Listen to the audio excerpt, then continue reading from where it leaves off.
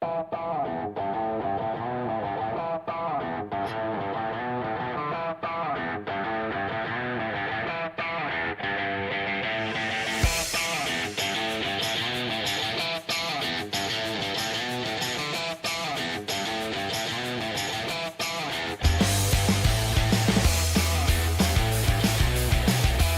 right, good morning, everyone. Welcome to Pre-Market Prep. I hope you guys are having an amazing morning. Hopefully, you guys had a great weekend. Good morning, Peter. How are you doing today? Morning, Carlos. I am doing good today. Yeah, had a good weekend. A pretty quiet weekend, actually. Not a lot happened, but sometimes those are the good ones. You recharge, relax, and get ready for the week to come. Absolutely, man. So glad to hear that. Friends, as we start another week of trading here after a short week last week, which actually a short, awesome week. We had a great trading week. Let's hope that action continues today. Looking at this week, looking at our gappers list, you can see we got a bunch of stuff in the green, some in the red this morning. And we're all just, Peter, I think everybody's just waiting for a rate cut, man, right? Is this what it is? Is this just kind of like everybody's just, let's see what happens here? What's your take on all this? I don't know. I think I think we're a little early for the market to go into that wait period. I mean, the rate cut's not, or I shouldn't even say rate cut. Everybody expects a rate cut, but of course that's not definitive. But anyways, Right. the rate announcement, whatever it's going to be on this, is going to happen on the 17th. So that's next week.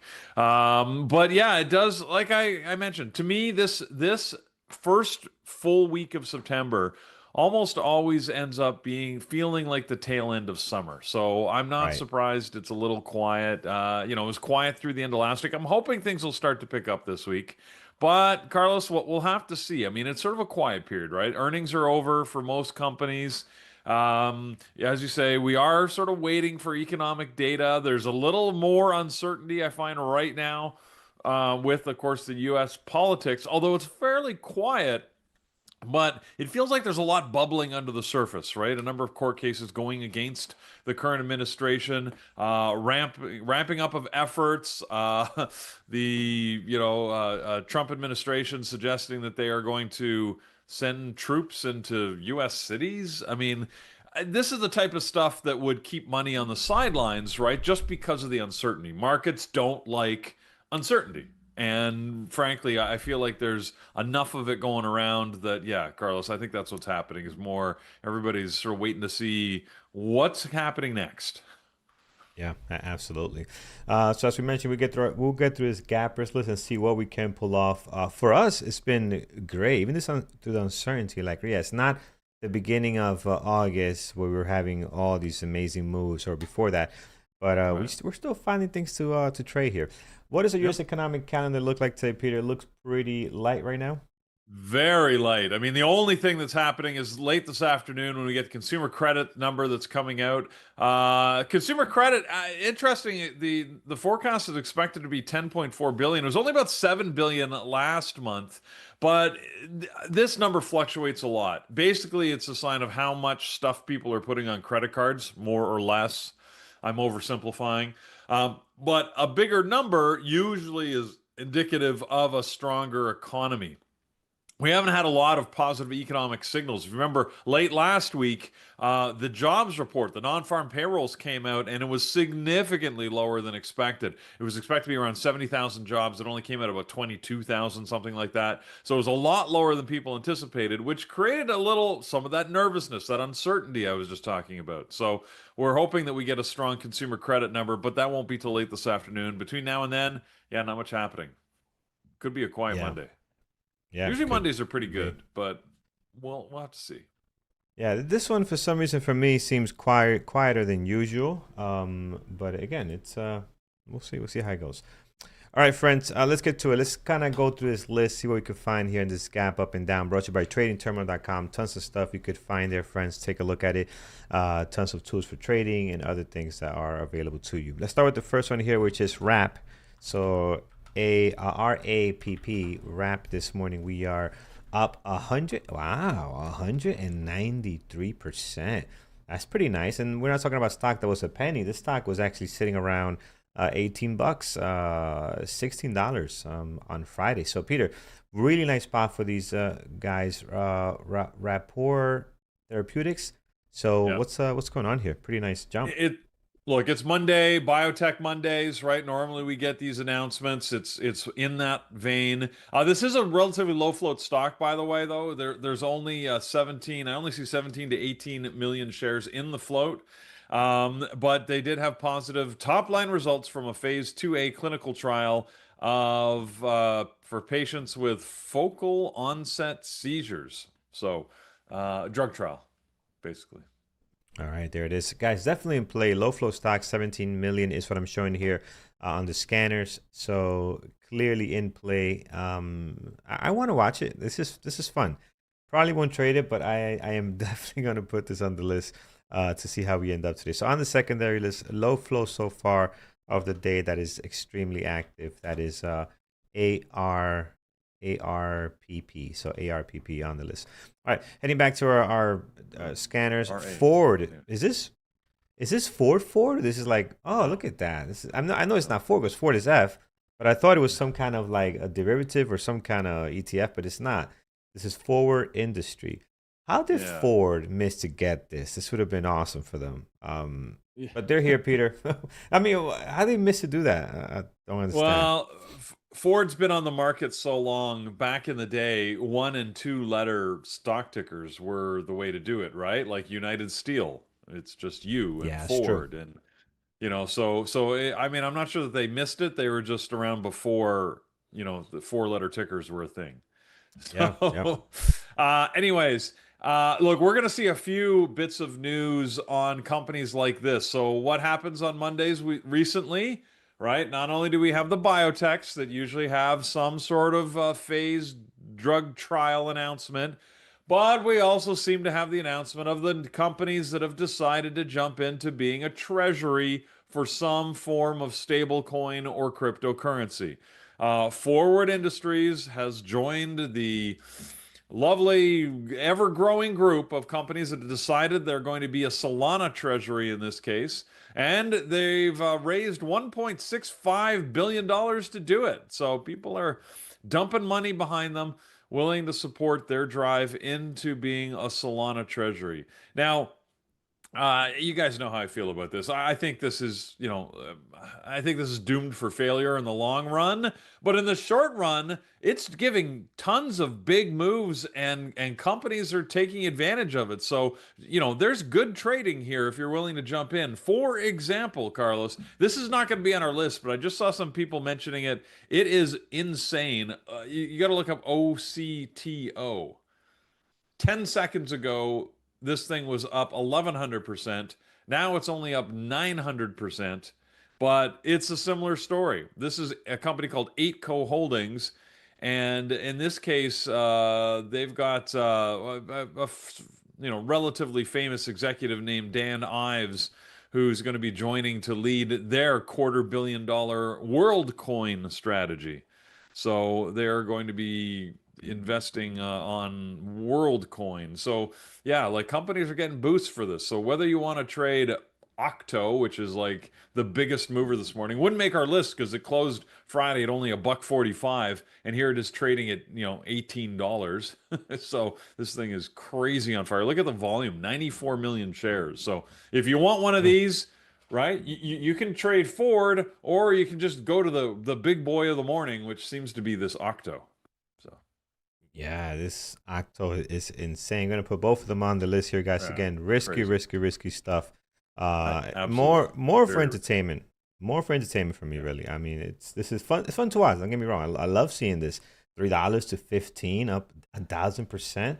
So last time you saw a ticker do that, Peter. That's nice. That's fun. Well, they happen every day. We just don't normally look at them. Yeah. But Oh, they don't get volume like they do, right? This yeah, was got attention and volume, and yeah. So yeah, it's nice. been a little while. Well, a little while. It's been a couple months probably since I've seen one with huge volume like this that yeah, has such a big move. So yeah, but as you said, entertainment. Unless you know what you're doing. If you know what you're doing, there could be great profit opportunity on this, but you got to be really careful, right? When you got a stock that's up 900% already, like you got to think it looks good at $15, but remember, a movement of $1.45 is the entire value of the company at the market close on Friday. So like I Wow. said, if you just look back 6 minutes on the stock, it had hit a high of $18.44, now trading at $15. Basically, in the last 6 minutes, it's lost twice the entire value of the company as at the close Friday. Like, anyways, it always messes with my head when I start thinking about that. Like, sometimes these things don't really make sense, and don't try and make sense of them. Just it is what it is. It's running. So there you go. Yeah. Yep. There you have it, folks. All right, let's see what else we got going on here. So those are the first. We looked at the first three so far.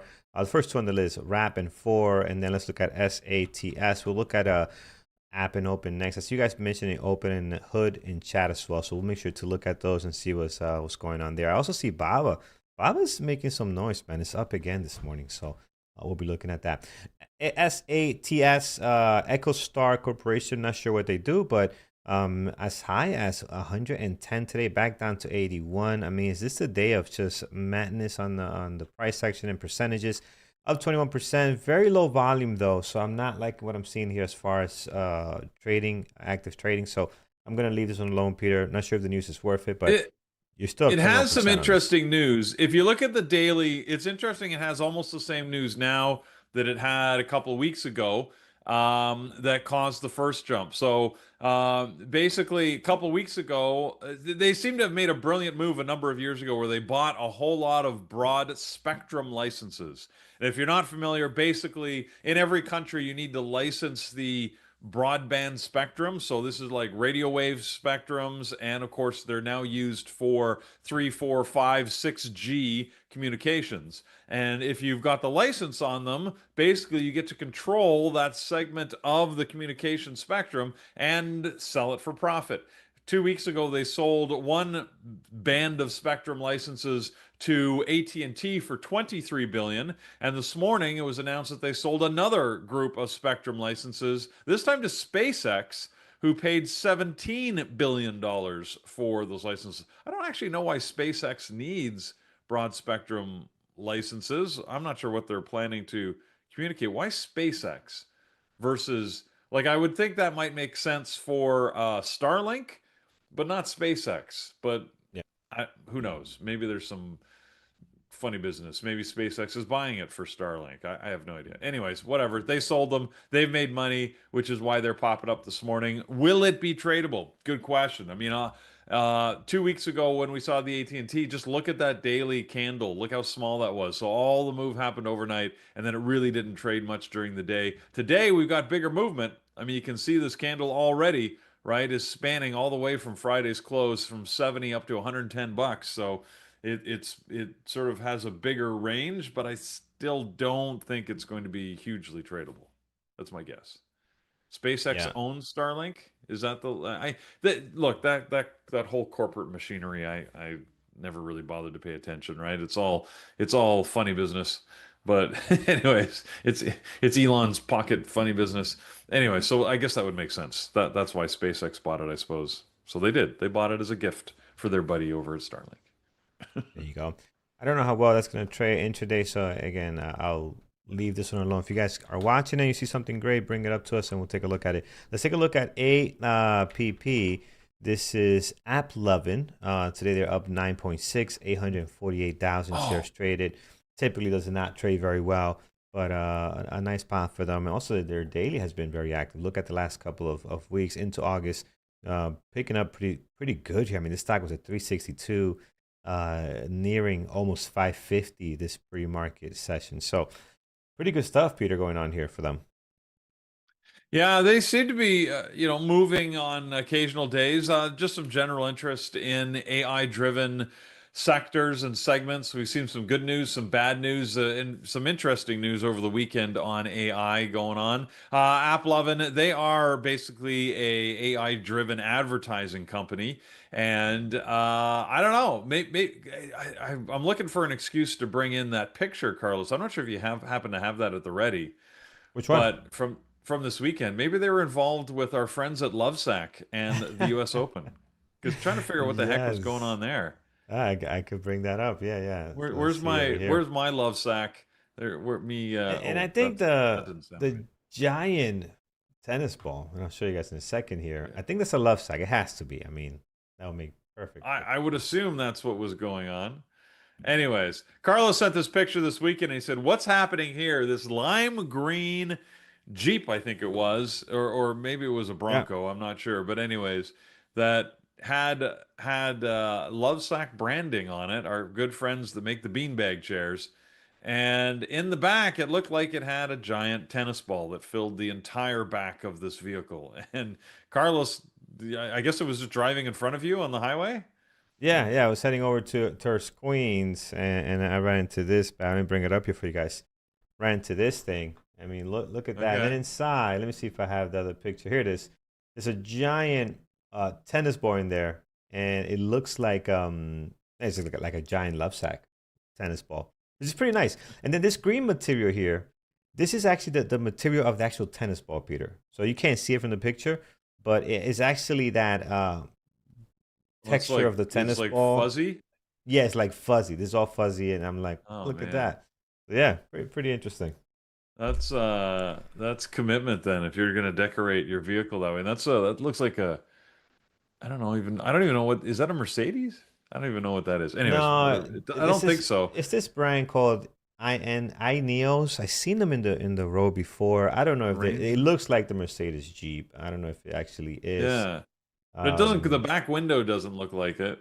yeah, That it's like looks one of more those like an old Toyota Land Australian Cruiser. safari Land Cruiser thing. Yeah, It's a cheap Defender, a Grenadier. Anyways, whatever it is, it's a Range yeah, Rover. Well, okay. Anyways, doesn't matter. But anyways, yeah, I just thought, yeah, it was a fun picture you sent this weekend with this car driving. yeah. I didn't realize it was covered in like tennis ball Oh yeah, felt that's what makes it material. so great, man. Like you look at it, like, wait a minute, is that tennis ball material? You can see the little fluffy rug type material all over the car. It's pretty neat. Pretty neat.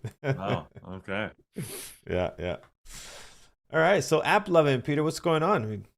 So I said they've basically just some interest in their AI advertising platforms. I think they're just getting caught up in the little bit of I said AI interest this weekend. We've Yeah, seen a number of AI companies move, but nothing specific. I think I don't know. Yeah, I don't like it for trading. How about that? yeah, I just said. yeah. Gotcha, man.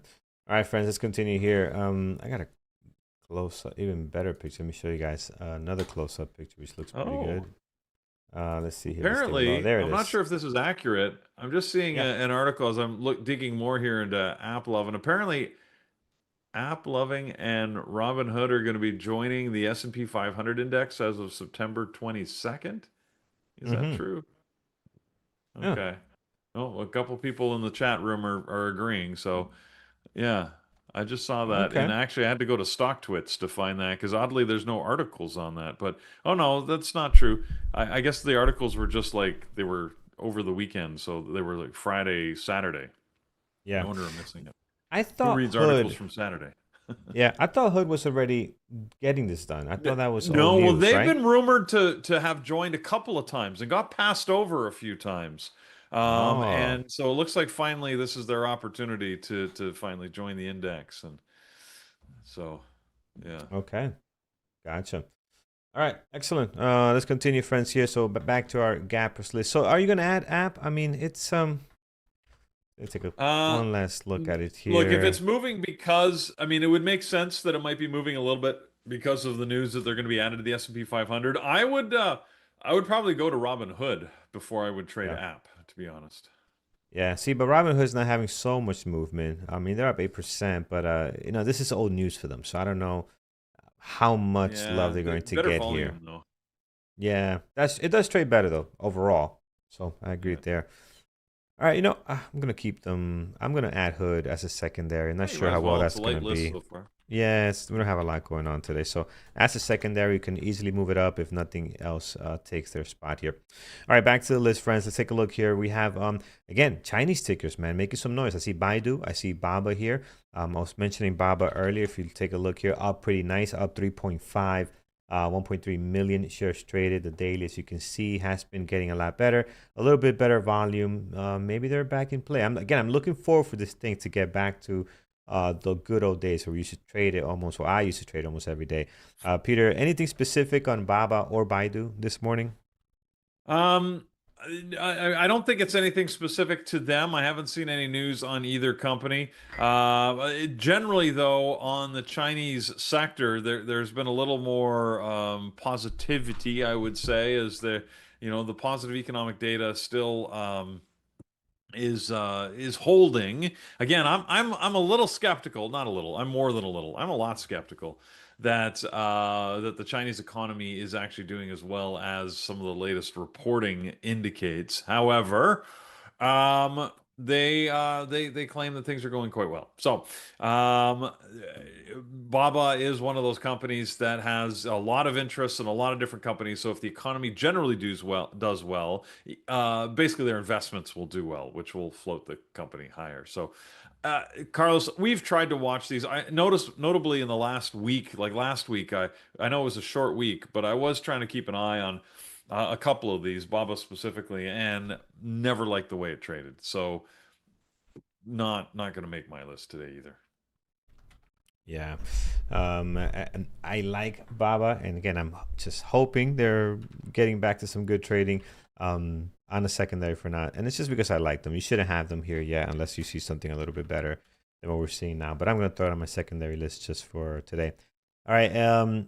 I think that's, I'm going to stop here. Peter, anything else you like on the gap up that maybe we haven't talked about? Yeah, I see SMR is on here, United Health. Anything on your end you want to go over? I think you could probably do well by picking some of the standard stuff. Everything on the Magnificent Seven list is gapping higher this morning, and then there's our notable mentions that go with it, right? So, I loved Tesla last week, actually. Some great trading on Tesla. So I think that's worth continuing to keep an eye on. Nvidia and AMD both had some interesting opportunities. They were not as they were good for short traders. Weren't so great if you wanted to go long on them, but they're green this morning. PLTR that we talk about, a lot had some. Geez, what a drop off the open on Friday. If anybody, Carlos and I just watched it from the sidelines, unfortunately, but. It did make a reversal sort of mid-morning and push itself back up a little bit. So I think it's also in play. And then, of course, there's all of the Amazons, Googles, Meta, Microsoft, all those that, sort of do okay, but it always depends on the day. So we'll have to see what happens. Yeah, I like PLTR. I'm going to add that one to the list. And again, the daily, if you look at the daily alone, you probably think, man, this has just been choppy. But the moves here, we're talking about 160 down to almost 150 at times, right? So you got a $10 move in here on the range. And when you're doing, like Peter mentioned, when you're doing stuff like this on any given day, dropping this much and doing this well, nice double bottom-ish type play here as well. It's nice, this opportunity. So I do like PLTR. I'm going to put it right here next to Tesla. And it did treat us very well a couple of days last week. So PLTR on the list also. All right, let's head One that down we to... haven't talked about in quite a Yeah. while, Mara, I was keeping an eye on because I think somebody in the chat room mentioned it last week, and Yeah. it was following the market more than I expected. I mean, that chart generally looks like a lot of other things we saw on Friday. You could sort of look at I don't know, even like AMD's chart or Nvidia's chart, and it looks similar in terms of pattern, or just look at the SPY overall, right? So yeah, Mara is still in play out there, though it's one that we haven't talked about in a while. So Yeah, Mara here. Again, I have not looked at or traded these in a very long time. Gonna keep them off for now. If you guys see something great, let us know. yeah. All I was right, just Gap. checking out Yeah. while we were talking here, by the way. Earlier, we were talking about the economic calendar. It's pretty light today. I said not much going on. But we said that, Carlos, you're asking, are we maybe in wait of the rates? And I don't know if we're in wait for the rates, but what there is interesting that there's been, I would say, some relatively significant movement over the weekend. That let me, I wasn't sharing a screen and I should be here, but that's we look at sort of what the analysts think are going to happen here with the rates. And if you remember on Friday, we were sitting about 98% of all the analysts thought that we were going to get a quarter point rate cut. And now the sentiment seems to be moving towards people thinking that maybe there's even a half point rate cut coming. See how there's 10% now that think there's a potential of a half point cut, and then the other 90 are sitting at the quarter point. Nobody anymore thinks that there's going to be no rate cut, which is where the balance had sat for a while. And if you look down here at the history, you can see how it's moved over time. Just a month ago, we had about a 10 or 11% that thought that there was going to be no change. About 90% thought there was going to be a quarter point. Now that 10% has swung all the way to the other side, where that, you know, they now think that there's going to be a half point cut. So I find that interesting that as we get closer to the date, more people think there's going to be a bigger rate cut. What does this mean overall? Well, it actually could create more market movement when the rate actually comes out, because it depends on what, of course, the Fed chooses to do. But certainly, you know, the more people that have divergent perspectives, the more people that'll be disappointed, and the more positions that need to be readjusted. So we'll have to see what happens, right? Like right now, our best case for market movement would be if the Fed actually announces a half point cut, or if you really want the world to burn, then you need Powell to decide he's going to be ornery and not cut the rates at all, and the market will lose its mind, and there'll be awesome trading, but it'll be super volatile. So I don't really know what's going to happen. We'll have to see. I mean, we still have, like I said, a week and a half before the 17th. So there could be a significant movement in this perception, and that therefore the money that sits behind it before we get to that announcement on the 17th. So Yeah, we'll watch him hold. He's going to hold one more time. One more you time. think, Powell wants to be Carlos? destructive here. If he actually holds the rate one more time, honestly, like it'll be, you better be on your toes here. There could be some great trading, but Yeah, it'll be a little crazy. it'll be crazy. Good for us retail traders, but it'll be nuts for Oh yeah, everybody else. But yeah. yeah, that'll be interesting. All right, guys, let's focus on what we have here, gapping down now. So gap up list, we got a couple off of that. Again, not anything major on the list so far, but we do got some of usual suspect here. Tesla PLTR. You might already have Nvidia on your list. I might end up adding that one as well.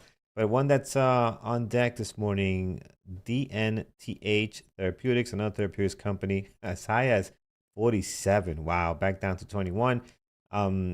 Again, just be careful with this thing. The float on this bad boy, 23 million, so a little bit on the lower side. Hence why you're seeing this crazy price action this morning. Peter, usual therapeutics type Monday for this. Well, I mean, the stock movement, not quite usual. It was the usual news. They announced positive top line results from a phase 2 trial.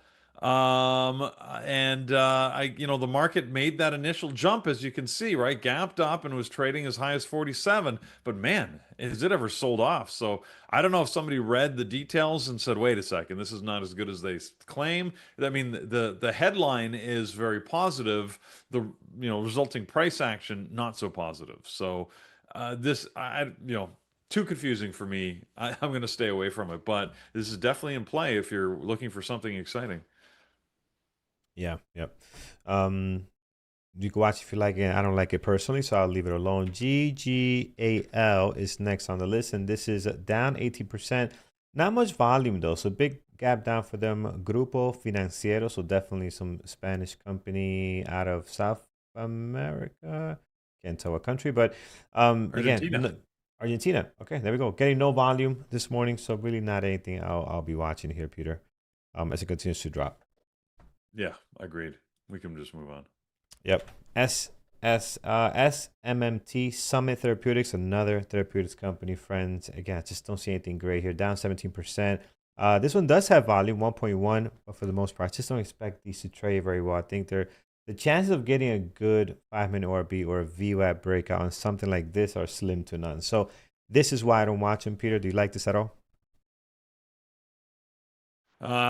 No, they have a lung cancer drug that not doing as well as expected, and they were sort of talking about the results at a conference apparently last week, and it was met with a lot of skepticism and concern. So, yeah, I trading one of these biotechs to the downside is a tough go, because you just never know when someone's going to get supportive of it. It's it's gapping down 17%, but if you look at the price action since about 7 in the morning, it's been going up. So it's just too sketchy for me. Yeah, I don't like it here. All right, nothing coming off the gap up, gap down so far. ASTS is next. Wow, look at this. Some action here. 2.9 million shares traded. We are down 13%. AST SpaceMobile taking a hit this morning, Peter. So something's not treating them well today. Could be a good one. I like the pre-market action on this one this morning. Yeah, well, I mean, we've talked about these guys in the past, how they are doing global communication to get your cell phone service from anywhere on the planet. I think this is probably an inverse sympathy move with SpaceX buying all those broadband licenses, or basically those broad spectrum licenses, the 17 billion they spent. That creates competitive pressure for AST SpaceMobile. So I think they're just moving down on the thought of that SpaceX's subsidiary, I guess as we've established, is going to be sort of stepping into their backyard, so to speak. All right, so there we go. I'm gonna add it to my list. I like this here. I like the way it's moving. I like the pre-market action. Daily also looks interesting as well, as we are losing the area of support, big area of support here. We lost over the last couple of days. So yeah, Yeah. let's see what And happens. ASTS might be an interesting play. I think this has got more downside room. Yeah. It doesn't look all that great this morning, but to me, the news is fairly compelling when, again, if Starlink, presumably is where they're going to anyways, is spending the 17 billion for these licenses, that is, sort of signaling that they're ready to take on some compete, I guess, with AST SpaceMobile and what they're looking to Hmm. do. So Yeah. we'll see. Yeah, that's exactly what I'm thinking as well. So yeah, let's see what takes place here. Love the volume right now. This 2.9, almost 3 million here. And again, trading very well in the pre-market session this morning. All right, let's finish off our gap down list. We got a couple of telecommunications company here, Peter. Uh, Uh, yeah, I think it's Comcast. all the same news here, right? Space Mobile is Yeah. probably the most directly affected, but AT&T, Verizon, Comcast, they're all if the I don't know, maybe the next cell phone service model race it's all moving to space. The race is going to Yeah. space. Um, Again, I don't understand the perhaps the underlying significance, but the market seems definitely be signaling that there's some concern that all of these companies, their market shares may be impacted, or in the future, if not today, by this purchase by Starlink. So we'll have to just keep an eye on it. Of all of these, like AT&T and Comcast occasionally can trade okay. They're bigger companies where I would cautiously look maybe for a bounce back. I mean, they're Hmm. they're down. I don't know. It feels like they're down a little too much, I guess is what I'm trying to say. Which Like, one? yes, well, both AT&T and T and Comcast. I mean, I saw Yeah. Verizon on the list as well, but Verizon doesn't normally trade well under any conditions, so I Yeah. usually just skip over that. Yep. But I feel that like I the direct competitive threat that this represents is not directly clear, at least not to me, and therefore we could very likely, I think, see AT&T and Comcast sort of regain some of what they lost, because they're both down a little over 4%. And Hmm. that, they're big companies, right? And Yeah. 4% is significant. But remember, there's not a lot of money that's voted on this move down. So it could recover. This could just be seen as a buying opportunity for those that have deep pockets, and it wouldn't take much volume to recover that 4% and more. So just Yeah. whichever way you trade. Again, I can't say that it's not going to drop more, but if I was setting out a trade strategy, I'd be looking for signals that it might want to bounce and be ready to trade long if that occurred. Yeah, and again, this technology is so far out. Like this is not happening anytime soon, as far as being a big a big competition for these companies, right? This is so far out. It's like I was driving by one of my local streets here, and on both sides there's body shops, and it's full of cars. Like they're just full of cars. I'm like, that's a dying business. That's gonna go away once the self-driving stuff happens. There'll be less crashes. You're not gonna have so many body car, like, it's just not gonna be a thing, right, for actual body work, right? Yeah. You're not gonna have that. So it's a dying business, but it's years away. Like if you're studying to be a mechanic for cars or a body shop, it's okay, you'll be all right for the next couple of decades, but it's gonna be a dying business eventually, right? People are not gonna be Yep. crashing like that. All right, let's stop here. So that kind of covers our gap down and up. I do see some others like Rocket Lab, NCLH, MSTR. Peter, any of those you want to go over as far as the gap down, or anything else you have in mind? Well, NCLH was an interesting one, just because they don't normally make our list. This is Norwegian Cruise Lines. We rarely see the cruise lines on our list anymore, but it's not the type of thing we like to trade. They've announced a secondary offering. Looks like they're going to raise some cash. They're going to be issuing some exchangeable senior notes, and some common shares. So that type of dilutive activity tends to move a stock down. But I was surprised to see them, and but yeah, that's it. Other things that didn't make the list, Carlos. I've been watching. I watched last week CRCL. You guys remember that? We feels like we Yeah. sort of just. It was exciting for about a month, and then when we just sort of left it by the wayside, as happens with these stocks. But it's still out there. It's still moving. And was interesting, if you look at CRCL on a daily chart, it looks like it's got these tiny little candles, but you have to remember how much it moved. Even on these tiny little candles, like on Friday, it had easily a $10 range. So, it's still in play. You still got to watch for the spread on this, at least from what I was seeing on Friday, but it's one that's still, trading acceptable volume. It's certainly a lot well off, the 50, 60, 70 million shares a day that it was trading at its heyday, but it's still trading about 10, 11 million shares a day. And, I thought, oh, that's one that might be worth watching on in the right conditions. Um, the other ones that, from a gap down perspective, that I was noticing is we've got some difference of movement in the old EV sector. So XPAV was on our gap up list this morning, but we didn't look at it because it doesn't have a lot of volume. But I noticed Lucid and LI are trading down slightly this morning. So I keep hoping that the EV sector is going to come back in play. But the only one that we watch nowadays, at least that I watch nowadays, is Tesla, right?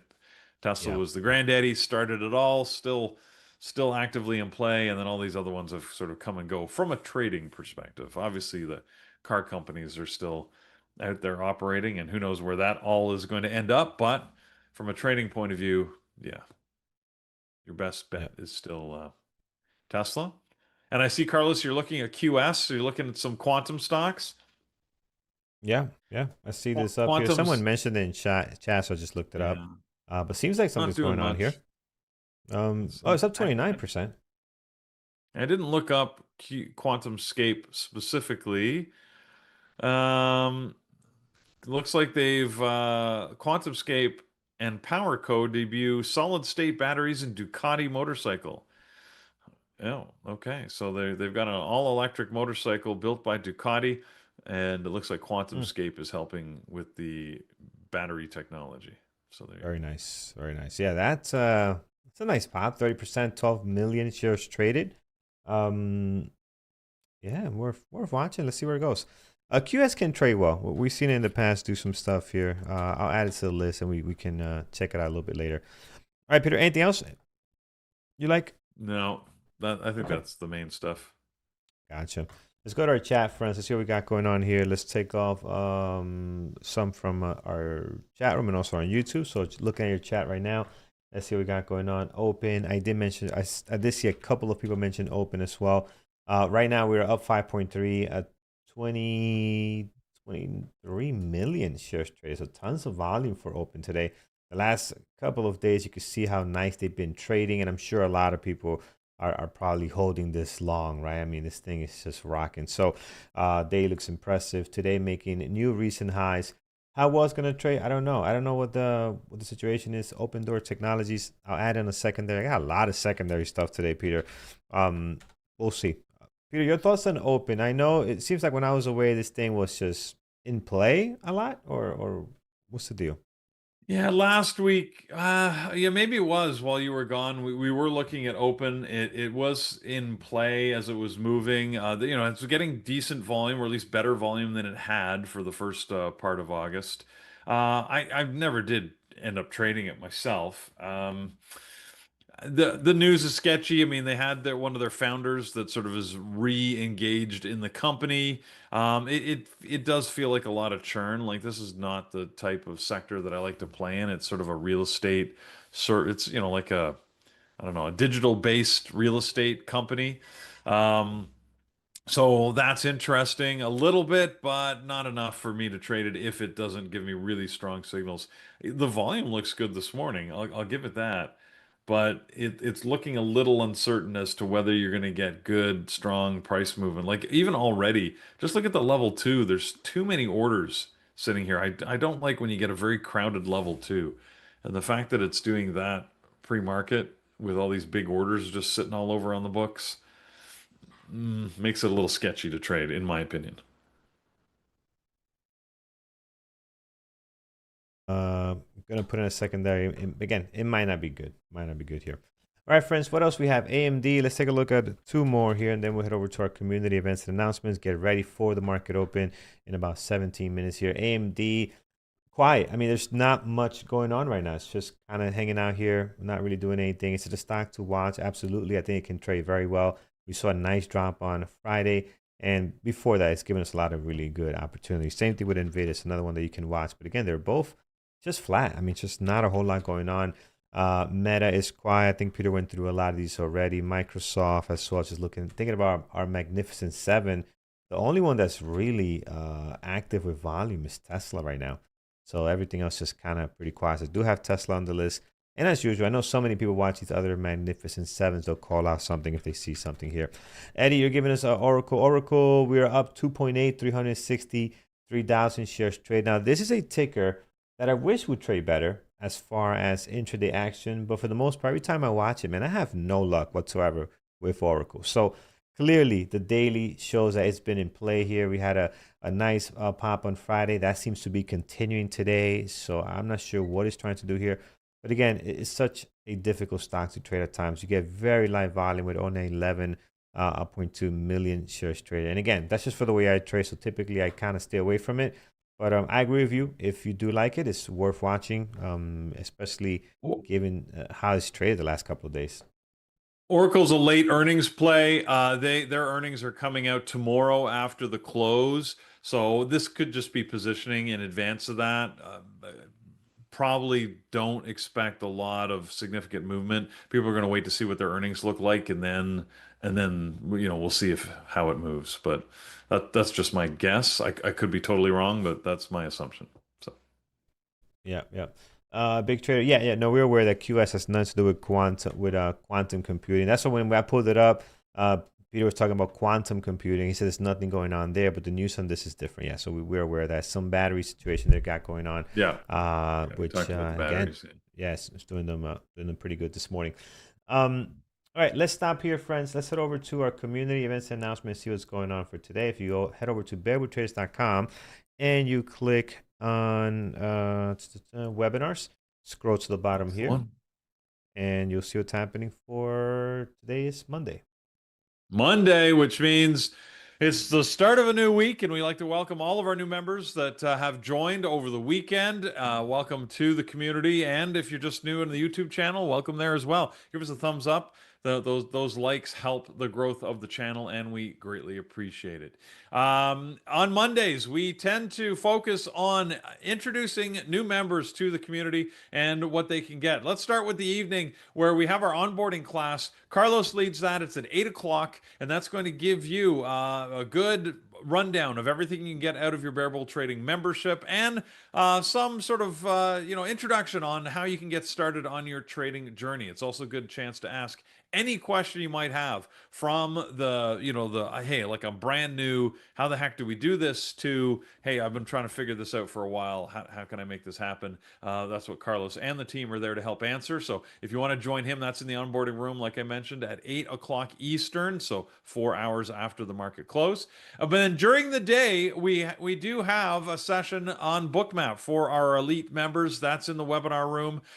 Nathan will be leading that, and he'll talk about Bookmap, which is a great tool for visualization of market volumes. It basically takes your level 2 in-depth data and gives you a sort of different graphical representation. In fact, it's a great tool and one thing to look at. It's one of those features, in fact, that we like so much that Andrew is building a similar feature that will provide you equal, if not better, functionality in trading terminals. So stay tuned for that.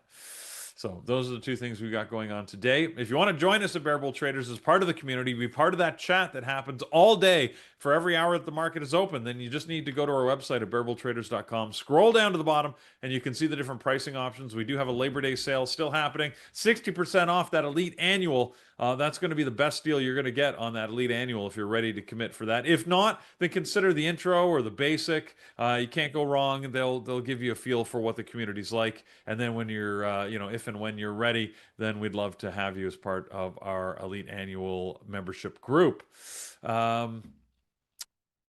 What else we got? I mentioned Trading Terminal. Don't forget, that's the place to go for news and information. We use it every morning. Our gappers list comes from it. We've got scanners. We got all sorts of great stuff out there. So check it out, tradingterminal.com. Carlos, let's hit some levels, right, and then our moderators will get their lists in, and we can let everybody know what they're going to be watching. Yep, absolutely. All right, friends, let's get some levels in play here. The question is, when will the Labor Day offer be ready? I have no idea, man. They never tell us. Sometimes they just forget to take it off, and it'll be there until somebody says, "Hey, you still announcing this? You shouldn't be announcing it. We'll turn it off now." So, yeah, get as soon as you can. But I expect maybe at the middle of this week. Which, by the way, I was in the city this weekend, hanging out just in downtown Fifth Avenue, and there was a Labor Day weekend scheduled for this weekend. Why didn't do it last week? It was so weird. So many people were lost. Like they had so many streets blocked because they were doing it on Sunday. And we're like, what's going on here? And it was a Labor Day parade weekend. So all the laborers and all the workers from unions and all this other stuff.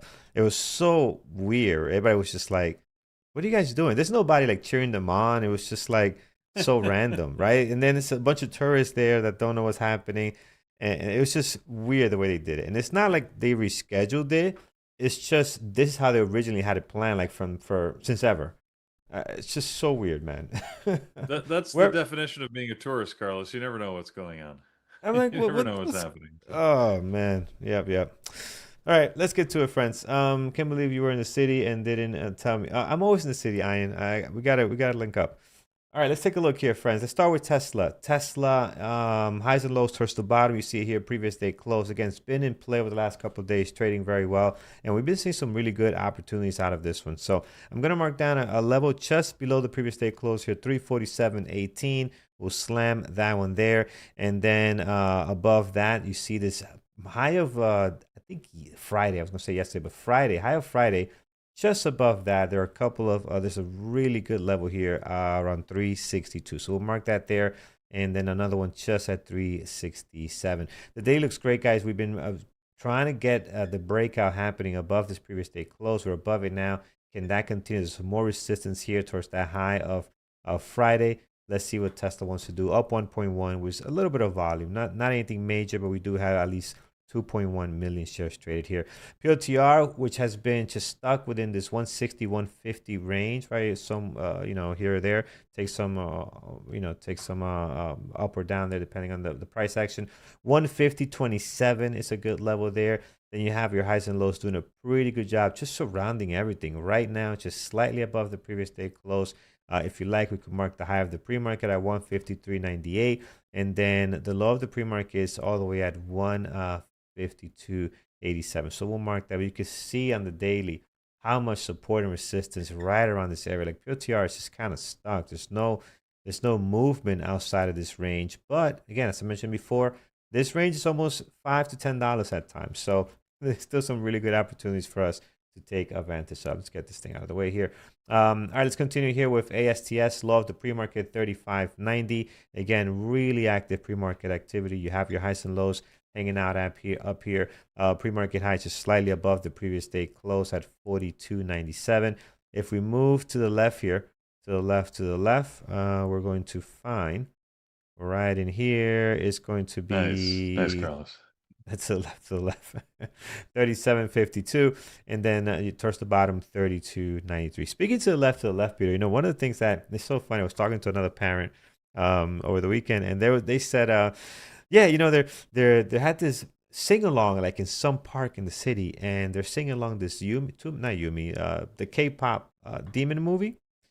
And it's like, parents say it's for the kids, but you see all the parents singing it. So they're enjoying the songs as well, right? It's not just, they say, oh, yeah, I watch it with my kid. I think a lot of parents are enjoying the movie themselves and enjoying all the lyrics on it. So these excuse. Animated movies have come a long way from when my kids were growing. Well, even when we were kids, maybe I could say, Carlos, because then they just made them for the kids. Now they know, you need to also hook those that have the money. So they put in jokes and references that are for the adults in the middle of all the kids stuff. So I remember when I went to watch Finding Nemo with my kids when that first came out, and my wife and I had no expectations, but there was a lot of like adult jokes slipped in there. They slip them in there. Zootopia's got a bunch. They slip them right in there, right? It's just it's funny. I remember the one from Zootopia where they see the population sign. The numbers it was like a digital numbers just kept moving up. I was like, I see what you did there. Very good. Very nice. Yeah. All right, friends. QS is last but not least up. Again, 30% is a big pop. Some good news behind it. Let's see how this news is going to react when the market opens and hits this thing here. High of the pre-market 1034. 946 is a great level here as well. And then towards the bottom here, we also have 873 is a good area. Towards the top, in case we do get going, this thing can move. We've seen it done that before. 1123, and right up here 1220. All right, so for those that were asking, yes, so the last day for the Labor Day sale is today. And sorry that Andrew probably noticed that because I opened my mouth. So I'm sorry about that, but get it today. I just reminded him.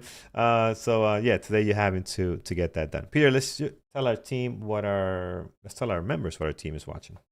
You bet. Our moderators are getting their list in, and starting with Jared, it looks like he was in first this morning. He's going to be looking at Hood, APP, ASTS, SATS. Well, those are two different tickers, but anyways, he's lumped those together. Octo, which is the one that was up 1,000%. How much is it up right now? Oh, it's up 1,000% again. And then QS. Thor is going to be looking at AMD. He's going to be watching PLTR and NVIDIA.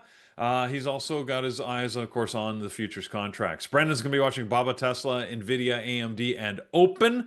Eamon's got IBM and Apple listed for potential longs. Mike's going to be watching Tesla and AMD. Megan also has AMD, but with NVIDIA. I've got my usual three, Tesla, NVIDIA, PLTR. Also going to be watching AMD, ASTS, and AT&T, which is the ticker T.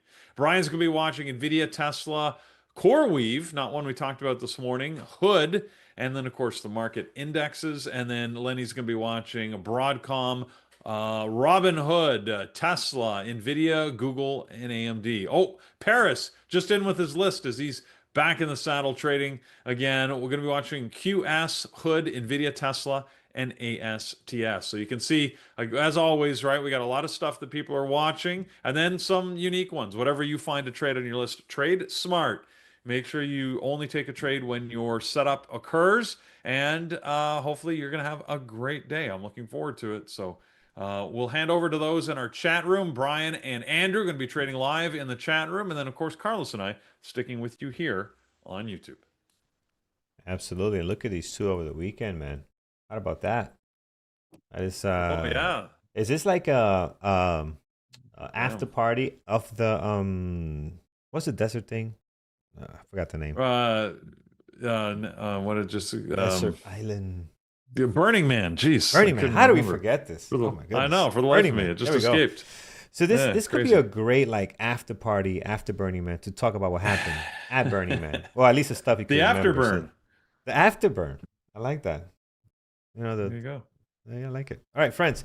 Andrew and Brian up next in chat. Have a great trading day. We'll see you guys later. And we'll continue here on YouTube. Take care, guys. All right. Let's switch over here. Yeah. All right. Hey, did you hear that this weekend Darth Vader's original lightsaber from the movie sold for 3.8 million or something like that? 3.8 million. That's Wow. Yeah. I don't think it was Andrew that bought it, but some millionaire with too much money decided that Seriously, man. they had some money to spend on a movie prop. Hmm. 3.654 million is what it went for. Yeah. Wow. So there you go. That is hey, listen, if you got the money and it's something you love and it brings you some good memories, if it's worth that to I you, guess so. I Yeah. so man, it's just, I mean, clearly it's worth that to somebody. yeah. Yes. I can see it, can explain it, but at the same time, I met people that pay $18,000 for a beach towel. So, hey, There what are you gonna you go. do? Hey, What are you gonna do? So, what are you gonna do? Exactly. there's another. Like I tell my brothers, there's the rich level, and there's another level above that that you just can't even fathom. Like you just can't put into anything. It's just Yeah. unbelievable the amount of money that's out there. So, Yeah. all right, let's see. Yeah. You're right, Carlos. There's a level when you really get into the one percenters when, Yeah, tens of thousands of dollars is just meaningless is to them. Like nothing. to the Hmm. degree, like as I always love the explanation. The one that always stuck with me was to understand how rich Elon is. And this is a reference that's almost 10 years out of date, so it's even more relevant now. But they said, like, Elon makes so much money that you taking a taxi to get somewhere is equivalent for Elon, it's equivalent for him to buy a Ferrari or a Lamborghini to drive there and then set the Hmm. thing on fire or just abandon Right, it. Like he's got right. so much money that that's how meaningless it is. You wouldn't even think about a taxi. Sure, it costs whatever, right? 20, 30, $50. For Elon, like a couple 100,000, equally meaningless. Yeah, So, yeah, there went so sure, they'll buy a $15,000 towel and they'll forget it at the beach and they won't even worry about it. yeah, yeah. All right, Exactly, man. guys, It's just we're in the unreal. last minute here. I've got a few things that I'm watching. Like I mentioned, this ASTS, keeping an eye on, keeping an eye on a hood. T Open also looks interesting. So I don't know, lots of stuff to watch. Whatever you've picked, just be careful out there. Trade smart. Absolutely. Here we All right, let me go. set up There's the opening the bell. screen. All right, here we go. Octo friends, careful, careful. Hard to borrow, low flow stock, and it's just insane right now. Look at this thing. Probably gonna get halted here. To pushes up higher. There it is, 21, 20, 21, 22. Yeah, there comes the halt. You're about to see it on Octo here. They're holding. Wow. There it is. All right, so halted at 9:30:38, and should open in 5 minutes, and due to volatility halt. So if you're new to the channel, there's a couple of halts. One of them is volatility. Only happens at the market open. So pre-market, after hours, you're not going to see a volatility halt happen. This is why you can see stocks jump up drastically and keep going during the pre-market hours.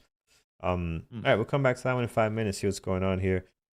Peter, Tesla's got some action, man. You're I see that. thinking PLTR moving something higher here? in the Yeah. open.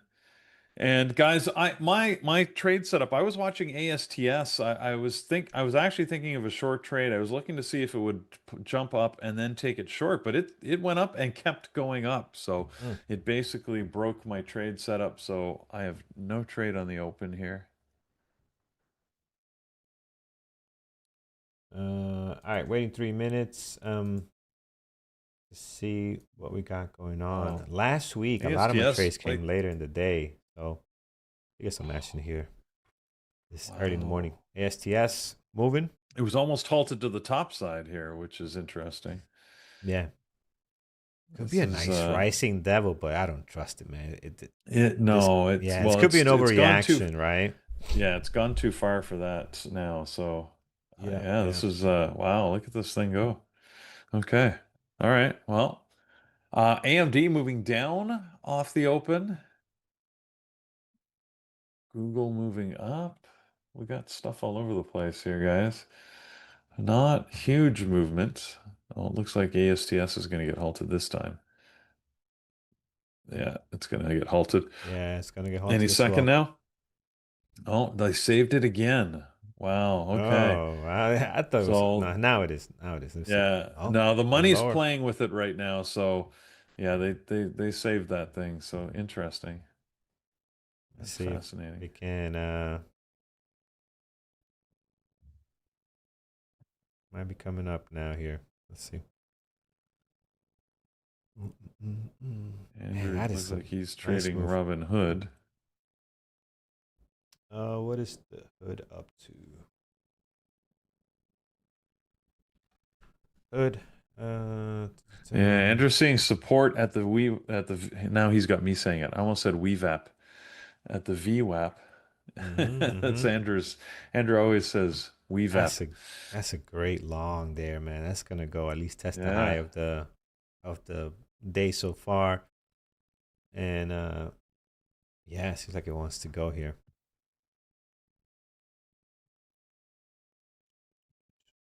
Great VWAP bounce.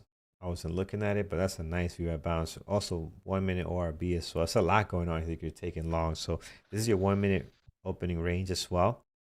And that's how I like taking the 1 minute open range. After it does a couple of things, shows you who's in control, and boom, 1 minute ORB, a breakout there. So VWAP bounce as well. I like, oh man, let's go. Andrew Yeah. parceling. Amazing Yep. trade on Hood. Yeah. Amazing. As Yep. Yep. usual, Andrew managed to pick them. Yep. Yep. He is the And it's master. not done. It's gonna continue to go here. Hood is up 11% right now. Again, tons of volume. Wow, everything's looking. Look at POTR. Tesla is struggling.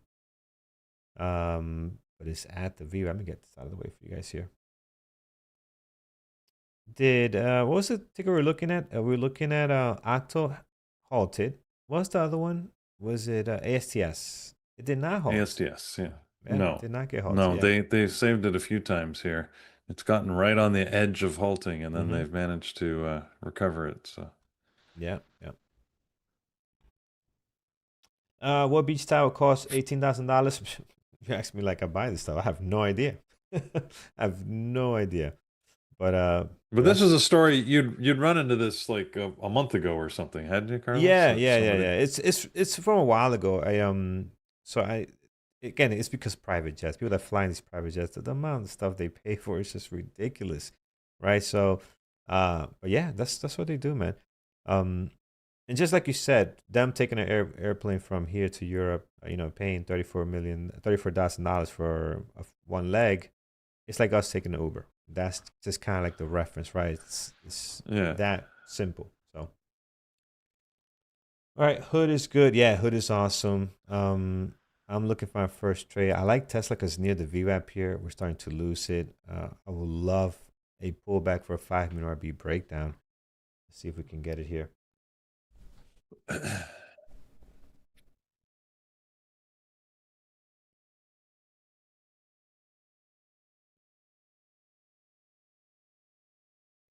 Let's see here. Let's see.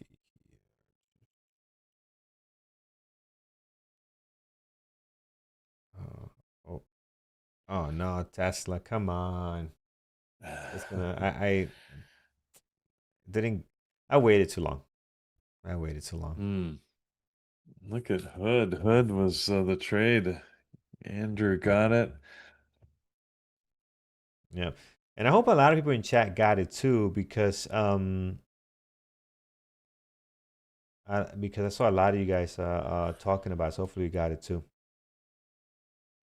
No, Leonardo and Ambu, I don't think the message was sent in a bad way. It's just sometimes when you read text, it comes off different. I think what Ambu was trying to say is people that have to ask for the price can afford it, not in a way towards against you. And this we gotta be careful with text. Sometimes it can be misread.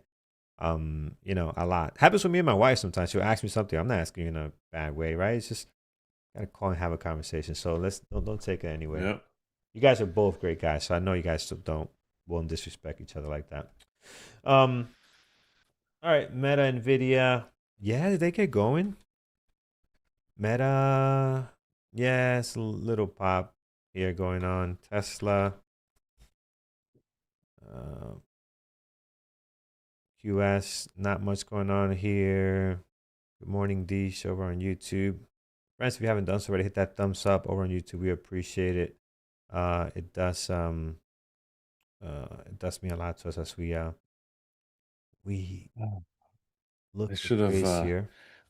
I had the opportunity to jump in on Hood with Andrew, but You I did. didn't. I should have. I did Oh, not you. Oh, trust it. okay. Gotcha. Gotcha. I'd had the opportunity, but I didn't take the opportunity. Oh, I just noticed Octo open. I'm looking at Andrew's screen. That is, see, this is not cool, man. Opened Yeah. up, See, Octos. slams That's down. yeah. See, Wow, that's that's exactly the stuff that terrifies me on these, high the flying dangers. halted stocks. The dangers of these low, and it's halted down to downside. I mean, this is not gonna be Yeah. pretty. Might be 10 minutes now. The halt since it happened so fast. We'll see. And And that's unusual that that's the first halt of the day, right? Normally on the first halt, you can, it usually goes Yeah. up a little more. You usually have to worry about it's the third halt we usually talk about where this thing happens. But this is a good example, right? We got a Yeah. couple good examples this morning, guys, of why you have to be cautious because just because something normally happens doesn't mean it's going to happen Hmm. every time. Octo's a great Yeah. example where, this is the time where that first halt, look at that pull down off of that first halt. Now, this is a stock that was up 1,200, 1,300%, or whatever it was Yeah. at the Yeah. halt. So, uh, but I Andrew. mean, I feel the same thing about my ASTS, right? I Hmm. had a premise going into it. I had a setup. I was looking for the rising devil we were talking about, and bottom line, it didn't set up, right? It just didn't. It didn't work, and as such, I didn't end up getting a trade opportunity. I didn't try and force it. I didn't chase it anywhere. I just said, okay, right? Broke the rules I'd established for my trade and didn't take it. And it's a good thing I didn't because it would have ended up, a loser for me. So, Yep. Yep. Looking at PLTR, possible VWAP breakdown here if I can get a pullback. So we got the breakthrough candle. We need a pullback, and just waiting to see, um, you know, if we can get the pullback here.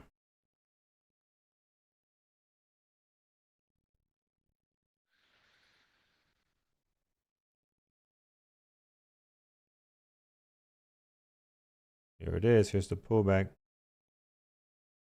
mm, Here's the pullback. Well, now I want to see some strong weakness. pullback though. Yeah, yeah. See, we got. I won't jump in on this pullback. I'll have to see the weakness here, to kind of get that. That would be our confirmation, right, to go short if we can get the weakness here. So again, breakout candle, pullback, and then now we need the confirmation showing that we are going to go lower here. So we don't want to see this pullback go too up above the VWAP, and it messes the whole thing up. Wow. When is this? 4104. So, guys, we're coming up a couple seconds. It should reopen Octo. Here we go. Mm-hmm. And now, there you go. Just reopened. So right on schedule. Mm, Let's see what Octo does now. Octo. I that's keep not thinking good. of Dr. Octavius. Yeah, that's not good. Spider-Man. It goes below Anyways. 16. This thing is gonna flush so hard. Well, it's recovering a Yeah, little bit.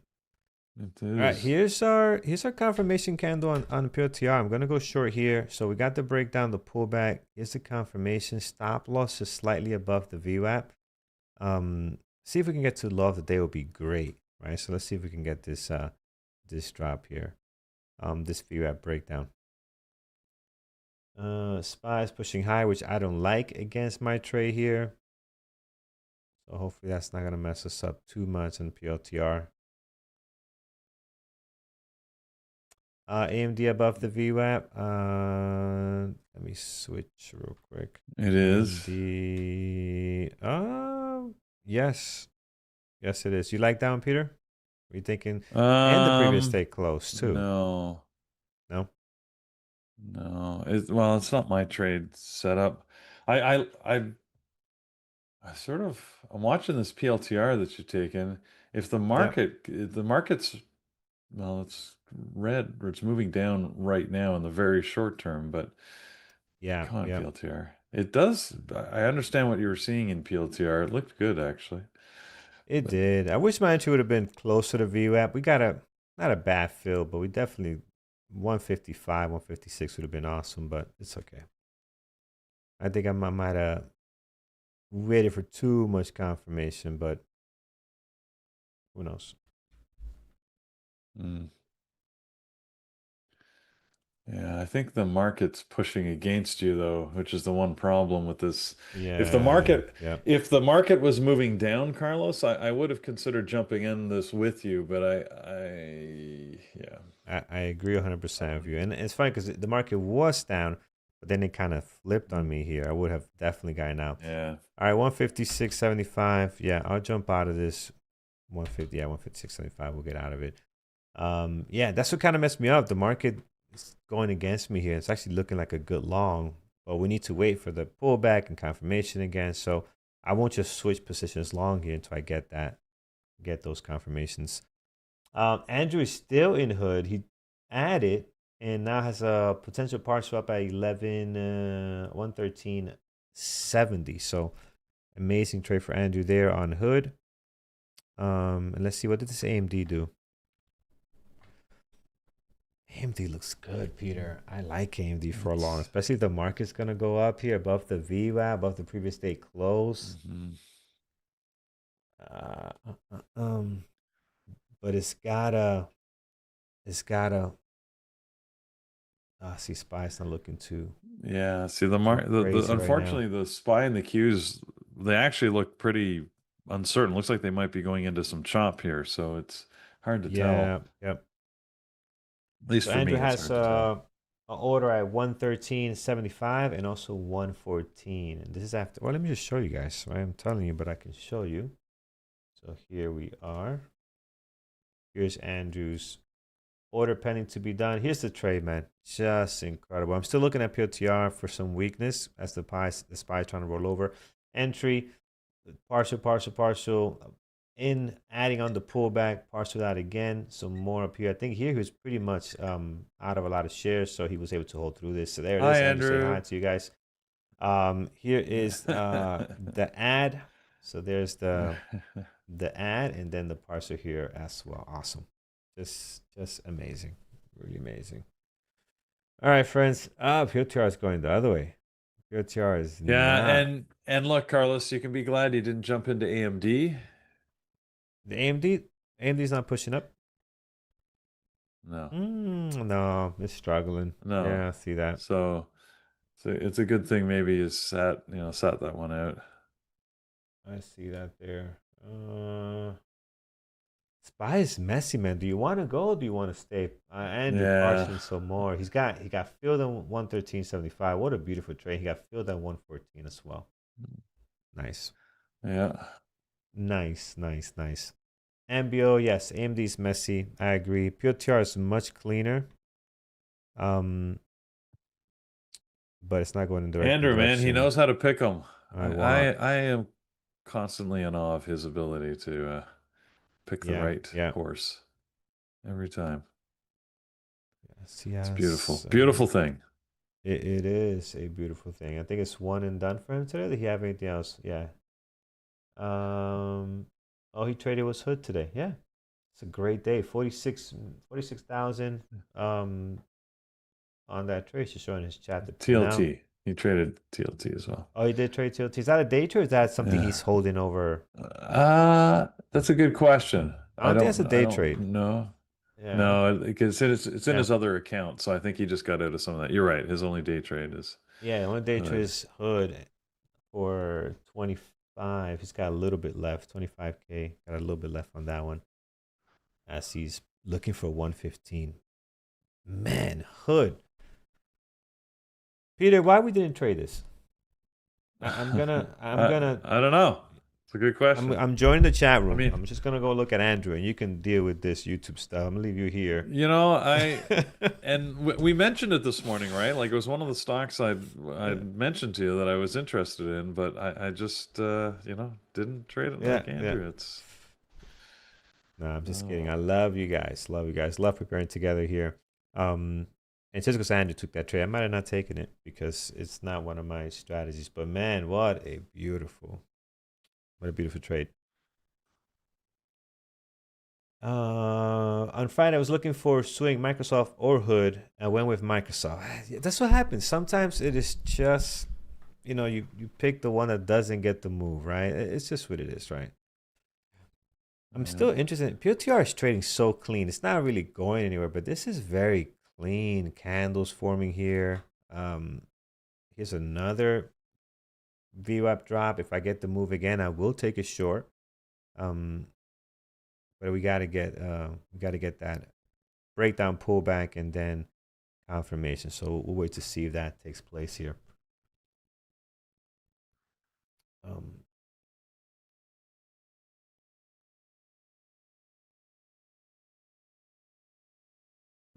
Oh, PLTR has gone choppy. AMD's gone down. So that'll wow. be a good one. And Love it. Hood 115. It did get 115.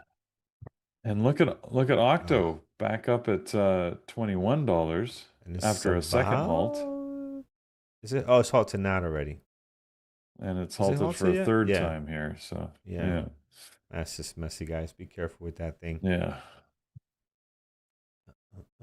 Be careful with that thing. All right, Pure Terra Center. How about Tesla? Was a great 5 minute ORB breakdown, guys. Just look at this. I like these these Mm. candles usually weird. I don't like to trade them opening range break up, but down using that selling pressure is always good. Going the opposite way of that long wick to me, right? It's a good idea at times. So, this would have been your entry here on this beautiful pool. I mean, this is my strategy, man. This is classic 5 minute ORB stuff, and I wasn't looking at it in time to execute the trade. So this was nice. If you took that, that's awesome. Um, Hood was on Wall Street bets. Yeah, but stock trader, it's one of those things where you Wall Street bets, you see a tons of stuff, and it still comes down to which one is going to be the one that gives you the move, right? 'Cause I see plenty of stuff on there, and not always does it hit. Oh, 944. So it looks like Octo, by the way, is being held for 10 minutes, which Okay. means it's got another 4 minutes before it reopens. Mm-hmm. So, Can you so tell? third Can you halt, tell that's not that a from surprise. here or no? Can you tell that is that an indication whether it's going to be a 5 minute or a 10 minute? I don't think that's on here, Uh, right? no, no, you don't really know until the time passes, right? Like I just look at Okay, my so it's level no. two tells Yeah, me the second that it halts, and if it doesn't reopen at the 5 minute mark, then it'll be 10. It's really yeah. the only way I know. So Rob, But the the way we halt, get it. yeah. Oh, no, go ahead, Peter. Oh, go ahead. Well, on the screen I'm sharing, you can see if I put Octo up on the screen, you guys can see here. It says right at my level two. See, it says trading paused at 9:44:22 due to volatility. Right, So I that's what got I all that have as well. information. Yeah, there you go. You got it on your screen too. So basically, all I do is I just add time to it, right? So the 5 minutes means it would have opened at 9:49 and 22 seconds. Being that it didn't, then you can make the assumption it'll be a 10-minute halt. It's really, There there's nothing is more scientific than that. Yeah, no, yeah. I was wondering if there's like something like even before that tells you how long the halt is gonna be. There is a website though, Trade Halts. Let me see if I could bring this up here. I'll send you guys the link for this. Let me make this a little bit bigger. That it tells you all the stocks that are halting, and I think this is timely, right? And KZR, you're What asking is? why is it halting? These are defined as volatility halts. So basically, there's predefined measures. If it moves more than 5% over, I can't remember what the number, like 2 minutes or something like that, then Yeah, it automatically hits these triggers. And these were put in place after the 1986 stock market meltdown, right? When you get these automatic halts, and it's to stop everything from just melting down in a huge, yeah. huge, sort of rush. So, I'll send you so guys they've been this in place for link. quite a while. It tells you which ones are halting. It gives you the reason, right? Like this one is volatility, so you can see here volatility trading pause. There's some T1 stuff, this news pending, different type of things. So if you 87? wanna see what's Okay, going whatever on, that was. Yeah. yeah. But you're right, Peter. Even here, it doesn't tell you when it's expected to Yeah, I open. don't think they say I how don't long. think At they least I don't know say. of a site, yeah, you can go to. You just have Yeah. to sort of wait and find out. Yep. Yep. And I think they do that partially on purpose, right? Like they don't tell you because they're the whole point of the Yeah. halt is to calm things down. And if, Mm-hmm. Octo, for example, it halted twice at 5 minutes, well, that wasn't enough to calm down the price action to reduce the volatility. So they make the decision then to halt it longer. Yep. Um, if things halt usually in the same direction, right? So if Octo went up and then it halted and then went up more and halted again, the third one might also be a 5 minute halt. Because they're just trying to slow the upward price action, but they don't mind that. Usually on the downside, they're a little more aggressive about putting longer halts. But again, it depends on the size and impact of the stock. Like this 8Co Holdings, not hugely market impactful, right? Other than it's got big volume though this morning. I mean, 116 million shares. That's a good amount of volume. So Yeah. it's got Sure enough is. attention that they're going to want to calm this thing down a little bit. Yeah. Long QS guys. We got a VWAP breakout strategy. I don't like the volume as much, but the setup is beautiful. Leading up to the VWAP, push through candle, pull back, and now the confirmation. So Nita, you call this out, and I like it. I pulled it up, and I like what I'm seeing here. So thank you for the alert. Let's see if it's gonna pay out here. So stop loss 980. We can get to 1034. I got a level here at 1034. I think that's the pre-market high. That'd be awesome. I still got my eyes on PLTR, but there's nothing happening below the VWAP at the moment for that one. And Tesla coming back up to the VWAP could be interesting as well. All right. So yeah, QS. Let's see if QS has some movement to the top here. Peter, anything for you? Anything you like or no trades yet? No, no trades. I am just lamenting not having jumped in on Hood. I mean, what an awesome trade. Again, Yeah. Andrew Yep. is, I just, every day, I know I gush about him all the time, but it's just like every day he does it. Almost every Yep. day. Yep. But by the way, guys, don't let him hear me say that. He's not at his desk right now, so I can say, because he doesn't need any more He's not at ego his desk, but he's support. got the volume all the way up in the pre-market, so he's still gonna hear what you said. Yeah, no, I think he has it on a transcript and he just reads the comments, Yeah. but I'm Yeah. not sure. Very nice. Very nice. All right, guys. Long Q at stop 980. Let's see if we can stay above the VU app and hit that at 1034 would be awesome. But I do like Tesla even more on this setup here. So we're getting a couple of breakout candles. We'll need a Wow. pullback and confirmation. So um Wow, they're really holding this Octo, by the way. The 10-minute mark has come and gone and it's still not open. oh, So yeah, okay. so now you don't know. It could reopen at Yeah. any time. After this, I mean, they basically can set whatever opening time they wish. Usually Uh, you can, might be on the 5 minutes, but it doesn't have to be. So yeah. Yeah. Happen Peter. Jasmine happen Peter. I Peter don't know. It's will come hard. into It's hard Hood. to No, hop it's in it's it's a hop little into late hood. now, I think. Yeah, Yeah. it's hard. It's hard. Um, I Tesla is doing what I want to see here. US is still maintaining above $10. I'm looking for a possible trade on Tesla. missed a great 5 minute RB this morning on Tesla, but we might have a shot here of a VWAP breakout. I'm just long QS right now. Here's our pullback. See what the next candle does here in a few seconds on Tesla.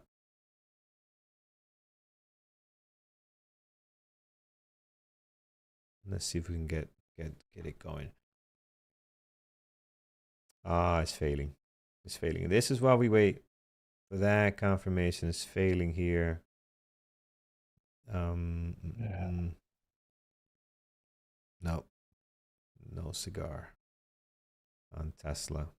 Yeah, that's not good. Tesla's dropping. QS still maintaining at 10. And I don't see Tesla coming back up. And such a beautiful breakout. But the pullback is too deep here. Wow.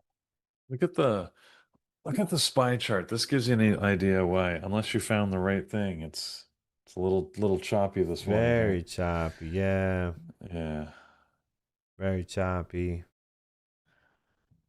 I mean the Qs seem to be a little more directional, which is more of the tech stocks. They're moving higher. Like Nvidia. Nvidia's had a good move. A little surprising. I wasn't expecting such a good move out of Nvidia. AMD Yep. did not follow suit though. Oh. US is dropping on me. I got that under the screen. Well, not really dropping. We're still right there. It's just not going. Oh yeah, Tesla messed up here. I was hoping that it was gonna come back up, but the VWAP would take it long, but it's really, really struggling here. QS trying to hold the VWAP here. I think we have a shot, but we need to really start closing some green candles here above this VWAP.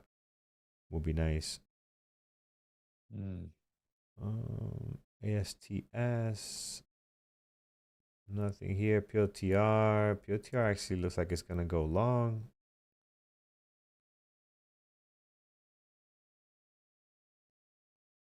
I keep looking at Tesla. I really like Tesla. For long. I'm not gonna take it. I'm just gonna watch my QS trade, but I think if this comes above the VWAP, it can be a nice one. But I don't want to force it. I feel like I'm forcing if I take that trade when it comes back Oh, above the wow. VWAP. Octo Let's just see. reopened. Wow. And it What did it reopened do? at 25 bucks. Oh, Look at this holy is crap. Look at this is a stock that gives people heart attacks, right? It just no drives you kidding. crazy. Because let's say you're long here, you get stopped out here, you're down on, just 1,500. Not too bad. 1,500 on whatever drop. Then it starts doing this and you could have been up 3,000. It Oh drives my you God. crazy, Look but at you got this thing. out. It's like it's the mental bandwidth that you need to Wow. hold through stuff like this. It's not worth it sometimes. It's really not, This is you know. this is where can you imagine if you got stock options or if you work at this company and you end your day like most Fridays and you go home for the weekend and the stock's at $1.45 and you're like whatever. And then, this morning you log in and suddenly you're like, "What? 30 Yeah, bucks? It touched 30 bucks?" it's Start wild, shopping man. for your new house or whatever and but it's Yeah, you got to be careful. Get the money in the bank first. This is it's up 1,800% right now. That's ridiculous. it's wild, That's man. amazing. Uh, Wow. Wow. This thing is amazing. It's just smashing here higher. yeah, mm, And again, to me, it's the numbers that I just can't fathom, Carlos. The yeah, stocks that move like this just drive me nuts. So if you figure in the last 2.5 minutes, Octo as a stock has gone from a low of 22 to a high of $32. That's a $10 span. So that's 8 times the value of the company as at the close of Friday. Just, that's how it's much it changed. Eight it's times it's what it was worth crazy. on Friday. Like it just when I start like, how can that make any sense? It's But wild, man. It's wild. sometimes this stuff doesn't have to make sense. Anyways.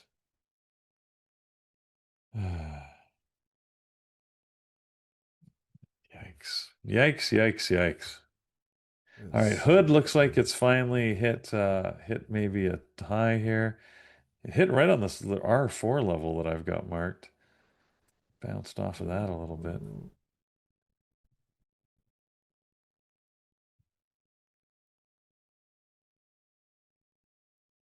Let's see what's happening. What happened? The market's just moved down a bit. Oh QS not paying attention. QS. I'm gonna get out of QS. My stop was 980, but I'm gonna get out of it now. Why is it not? Where's my thing? There it is. Okay. All right. Out of QS. It's out of QS. And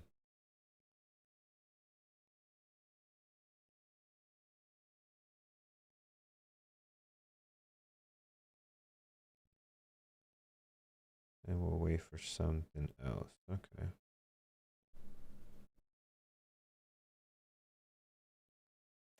All right. Awesome.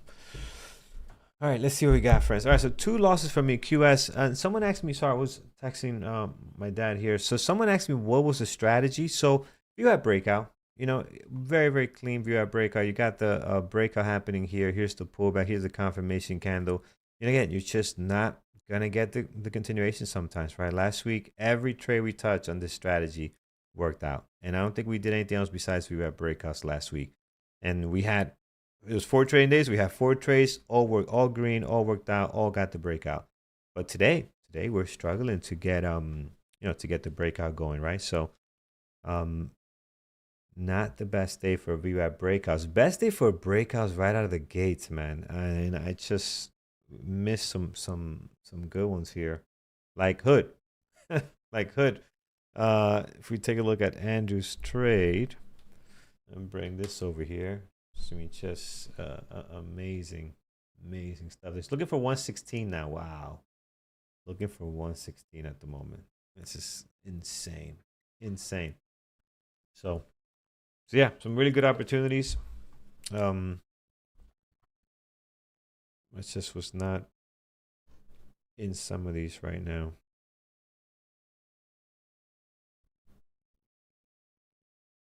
Peter, did you take anything? Oh, you're still Nope.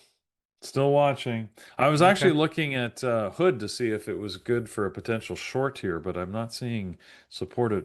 I didn't see supporting volume at the high of day, unfortunately. So it looks like it might Mm-hmm. actually push higher. Yeah, And look at this Octo, $34 now. This is, I mean, it's insanity. It's insanity. yeah. Absolute ridiculous. Up My up God. 2,200. I don't think I've ever seen that. Oh That's man. insane, and it's not done. Wow, Jesus. This is wow, ridiculous. wow. Makes no sense. But Mm. anyways, all right. Well, like I said, I may not believe in these treasury strategies, but it doesn't mean that it doesn't create short-term wealth and opportunities. Oh, it's Look at gonna get Octo. halted again. Look at this. Halted at $37. Like, Yeah, it's gonna get oh, halted. They're holding it. Hold it see, back. they saved it. Hold it back. It hurts my head, Carlos. I want to see a halt, and I want to. Anybody in this, by the way? Anybody trading this through all of this? Like, if you had an entry at $8 in the pre-market, you just let it ride, right? You don't touch it if you had an $8 entry in the pre-market. But this is wild. I wonder if anybody enjoying the fun on this thing here. I'm not gonna do it, Kyle. No way. I won't touch it. But I'm wondering if anybody else is enjoying this. Achilles asking question on QS. Let me pull up QS here. Hold on, I want to see a halt first. Let's look at this for a second. Let's see.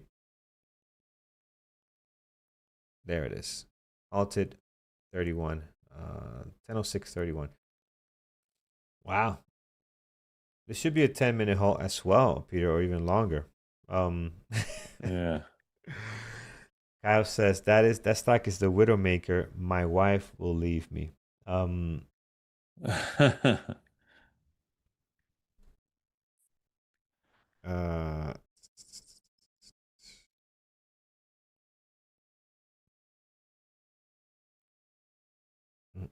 mm,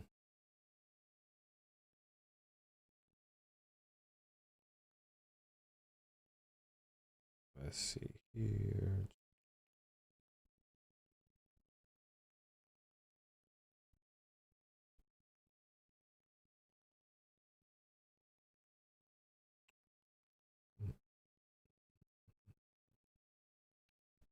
Wow, insane. So yeah, QS. Um, oh, oh, that's not QS. Here we go. So QS, yeah, I could have definitely. My stop was here 980, 980. So I kind of missed. I was messing around with the phone here, but it looked good, man. It looked like it was possibly going to get stopped out. So the question is, why did I get out 3 minutes after it did nothing? Um, you never know what could happen. It can pop from here. It can actually go higher, but yeah, I just let it wait to my stop. If I was watching it closely, I probably would have gotten out before that. But but yeah, I just let it hit my stop, which is okay. I mean, that's what I plan for. You plan for it to hit your stop and try to make your profit target. Sometimes you're gonna get it, sometimes not. Um, and this time we didn't get it on a QS PLTR. PLTR not doing anything. Spice going up. Tesla never came back up to the VWAP. Um, Made $20 on QS of my reversal scalp strategy. Very nice. MBO, good stuff. I made a couple of bucks per share on Octo. Just play smaller size. Yeah, you gotta. Can't be taking like 1,000 shares in that thing. That's for sure. Gotta be very careful. Yeah, I'll take $10 on it. Hope it's back up. I'll take 10 shares on it. You know, do that. Just to see what That's it. happens. Just see what happens. We're gonna go to 1,000. Am I gonna wake up tomorrow and be like Uh, have 2,000 in the bank? Like what's the deal here? So, but yeah, it's not cool.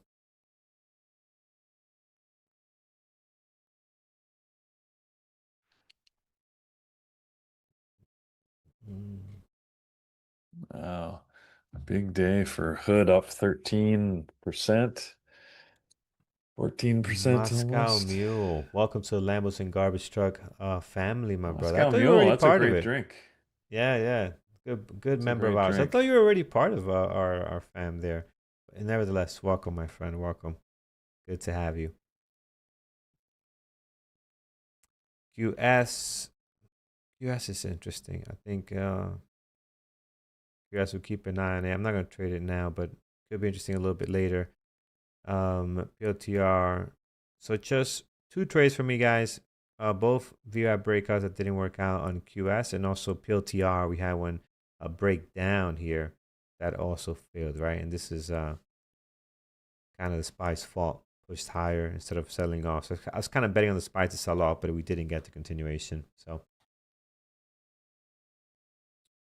how do we configure our VWAP plotting? I have a whole thing on that, but basically on Anchor VWAP, I have a Yeah, screenshot of that somewhere. I am not a fan of replotting the VWAP for the Yeah, record. replotting like putting But a date on it or something. yeah, No, that's the no, I anchored have it on. VWAP, No, which I you have can it on do. Anchored. Yeah, yeah, And the problem with the anchored is it creates basically a random line that only you have. No one else is going to be looking at that line because wherever you anchor it to is the unique spot that you've picked. yeah, To me, the whole point of all the moving averages and stuff is I'm trying to see what a lot of traders are seeing because I want them to use that as a common spot yeah. for activity. right? Whether it's Yeah. support or resistance, or I want something to happen there. So I don't want it to be a line that I just made up because it's unlikely that anyone else is going to have it. That's my theory anyway. So yes, they've introduced all sorts of things. You can configure any measure to, be a million different things. There's so Yeah. much configurability, but I think the problem with that is you're going to create lines and measures that are basically market-based meaning. They have no meaning to the broader market. Yeah. That's just my opinion. Wow. Yeah. Okay, Octo reopened I know. I know. Look at 47. this. Look at Oh, this, man. oh, crazy. Carlos, I can't handle this. Can you imagine being short bias and just stuck in your Oh, ways like, oh, this stock is not worth this. I'm going to short it. I'm going to average yeah. down and hold and hold. And this thing will blow you out of the water. Like, it doesn't matter your account Yep. size. This thing will blow you out of the water. You cannot be Yep. stubborn, man. And I lost a lot of money being stubborn like that, right? Just trying to push your will on something, and the market will bend you. It'll bend you like they broke Batman's back in that movie. What was the guy's name? I would, I would break you like a twig. Oh, goodness. 50, 52. And it's just going to This is, get I worse. mean, it's crazy. Oh, it's gonna halt again. Oh no. This is thing is nuts. Hood, I am looking at Hood for a short. I didn't take it. Yeah. It just was a little too flat, but I told you guys about 10 minutes ago I was watching Hood for a potential short. Yeah. I'm not certain about it. But oh my So, God, this thing, I can't handle Brian, Octo. Brian was hanging. I mean, you share this here. You give me, if you share something, you don't tell me it's private, I'm gonna assume it's okay for me to do whatever I want with it. So just making Yeah. you aware of that. You send me something, Carlos. You don't say this is private. I'm gonna assume it's Oh, look okay at to that. 114.50. it's okay to show. So if you guys didn't know, Brian was hanging out with Eddie Murphy over the weekend. I What? can show you that here. Yeah, he was hanging out with Eddie Murphy in the red couch. There's Eddie Murphy in his red suit. Remember he did that delirious comedy? That's Eddie Murphy there hanging It's out with my like good buddy Brian. Indian Eddie Murphy. Yeah, I like it. I like it. Hey, Yeah. we're good to go. Wow. But yeah, That is beautiful. that is quite a red suit, though. I'll give him That that. is a nice red suit, man. And he's rocking Wow. it pretty good. I don't know the gentleman, but That's I a figure he's a good he friend of he's got to be Brian. he's got to be Yeah. sweating in there. Nah, he looks cool as a fan, man. You can't sweat in leather. It makes you feel so cool. You need a heater to keep up. That's how cool this man Yeah. feels here. You know? Love it, love Yeah. it. So there it is. Well, yeah, that is the famous red couch. Well, Carlos and I have both visited that couch, Yeah. so Yeah, we you have know, it's plenty like of it's like going to a talk show and being on the famous couch. It's sort of. yeah, yep. First thing you walk into Andrew's area, you just want to go touch the couch. Want to go touch the couch. But yes, yes, yes. All right, good stuff, friends. Okay, now it's getting ugly. We're halted to the downside now, 39 after hitting 55, 57. And this is where greed kicks in. Yeah. This is why Andrew's like, computers will never take over trading completely. Go ahead, Peter. Uh, look, you gotta go to the chat room. Andrew is like crowdsourcing when he should go to the airport to catch his flight. He's asking everybody because Mm-hmm. he's flying to Kathmandu and he's going through Hong Kong, but his flight to Hong Kong just got delayed by 3 hours. So he's like, "Do I need to go and check my bags an hour before the flight of the original flight time or the No, revised flight time?" the revised flight time. So, Yeah, the well, and revised that's flight what the time. Yeah. debate is because he's checking bags, right? So you want to make sure you. Mhm. Yeah. Yeah. I didn't know this, but I've been to an airport so early enough because I was somewhere else and I had nowhere to go and just had to kill Ooh, time. And they don't let you check in your ooh, bags until like 4 hours before the flight. Like they won't take them. right. I didn't know that. Well, there is a risk of checking your bags in too early, right? Because then they put them aside and they forget the pile of bags they put aside, and, Yep. and then they never get loaded. And look, in the comment, YD is taking me on here. All right, YD, look, you're entitled to your opinion. He's saying that anchored VWAP anchoring a VWAP to significant events and high volume candles is the most objective measure. Peter is 100% incorrect about the anchored VWAP. Yeah, but how do you know that what's significant event? What part of the event is significant? If you anchor it to the wrong spot, you could get a measure at the wrong place. Yeah. That's I okay. think I'm I think okay. for I'm okay with you having a different opinion. That's yeah, yeah, cool. yeah. I just shared my opinion with you, and you're. It's Yeah. good. This is the type of debate we want to have, right? To make sure that just people get perspective, and everybody's got to make up their own call. Yeah. Yeah. So as to what you do. And there are some people that do trade with the Anchor VWAP, and they do the same thing as you mentioned. Who is this person? YD. They put it on a significant event, like I don't know, the 2008 financial crisis or something, right? They put in a significant event, and but Right. I don't see them using them for day trading. The people that I know that do that, they And love it for swing right. trading. So it's a whole different ball game when you do Yeah. it for swing trading, right? So And that's the problem, right? When you do it on daily events, you can anchor to a candle on a day, and presumably it's a bigger chart. oh yeah, yeah, Intraday, yeah, if we're doing like day yeah, trading like this. So for example, let's say you get a stock that gaps up, right? yeah, So you said big event, let's say they had great earnings and you get a big gap and the stock gaps up. So are you going to anchor it to the price at the close before the gap? The price at the start of the gap, the high price of the gap, like which part? Because depending where yeah. you anchor it, it's going to make a significant difference as to where that VWAP line ends up calculating. So, And I so read anyways, a again, little bit about this, and I'm not an expert on it, but I read a little bit about it because I do talk about it when I do my VWAP webinar, by the way, which is available on the Elite members website. We have the whole webinar, and I do talk about this a little bit about the difference, right, and how effective it is on swing trading, and how much more less effective, or how better is unanchored for day trading. So there's two specific things I explained there, not in too much detail, right? But for example, a big event here would have been this area here, right? Deliberation Day, right? Now you're right, Pierre. The question is, where will you put it? Do you put it here at 486? Do you put it up here? Do you put it here? Or do you put it in the bounce? I would assume you would put it down here at the lowest point, I would think. But again, I think that's the fine-tuned part that maybe we don't know about it yet. And then from there, I could see everybody using that for swing trading, right? And as a point of, right. okay, here's where we had a big event on the bigger picture. Day trading becomes a little bit more difficult. But love it, love it. Good discussion. A couple of people are referring to Brian Shannon. Brian Shannon wrote a book, apparently. Brian Shannon's book. I don't know Oh Brian yes, Shannon or yes. his Oh, he's book.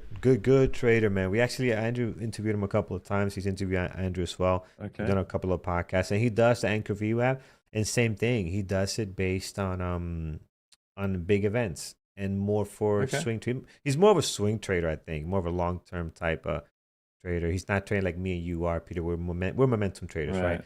So for us, it's not as effective as the on Anchor VWAP, right? So There you go. I see. His book is called Maximum Trading Gains with yeah, it's Anchored good. VWAP. There's a lot of great There you stuff go. on X as well. Brian Shannon, good Yeah. guy. So, Yeah, hey, again, make up your own mind. Just use the data and do what you're gonna do. There's nothing wrong with that. yeah, yeah. US continuing to deteriorate, and this is why we jump out of trades, man. Like now I used to think, oh man, I got 2 losses for the day. So what? I executed my stops, and this is why I Mhm. don't hold. You don't hold stuff. Like, oh, it's gonna come back. Just get out. Look, it gives you hope that it's possibly going to do something. It never does, and now you're sitting down 40 cents lower than your stop, right? So just get out. You can always get back in. Commissions are so cheap. Same thing with PLTR. We jumped out here, no problem. If we would have came back down here, give us another strategy, would have taken a short again, right? But again, we're just not gonna sit around and see what happens in a position. So, the P&L is not gonna show great trading today, but it will show great execution on my part by following the rules, right? So you got to keep that in mind as well. You always gotta look at the positive stuff that you do in trading, not just the P&L at times, right? So we'll see. PLTR below the VWAP now. I don't see a good pullback to the VWAP. SPY and Qs, Peter, as we've been talking here, are kind of trending lower a little bit. Is there any good Mhm. short opportunities? About Tesla could have been something here. Maybe. Tesla could have been something here. What is Oh, there it is. what is Chris. holding? Chris says you could Holding use his off. volume profile and it will show the volume at specific price. Perfect. Right? You could look at the atlas that we're going to create and see, okay, where are the more transactions true. happen? You know, so yeah, I could see that. Yeah, perfect. I mean, this is, yeah, makes sense. Makes sense. Makes sense. Yeah. All right, here we are. Yeah, I got weighted volume on my charts. In fact, you can see it on my market. Well, there, I have it on all my charts. Mm, um, let's see here. It's PLTR pulling back. Mm. Not ideal. AST SQS. What about our secondary list? Here's Rap down. Look at that pop. Octo. Pop back up on Hood. What is Hood up to now? Hood is at 115. I think I understood in this. I think he's still got a couple of shares, right? Left on this thing. Yeah, it bounced here. This is the one I've been watching for a short, but I needed to see a really good signal because Hood does this a lot, right? Once it gains something, it you need to see a good signal or it won't necessarily sell off aggressively. So it's actually pretty good at holding the gains that it achieves. So Yeah. so I'm just as happy to be watching this from the sidelines. No trades yet for me today.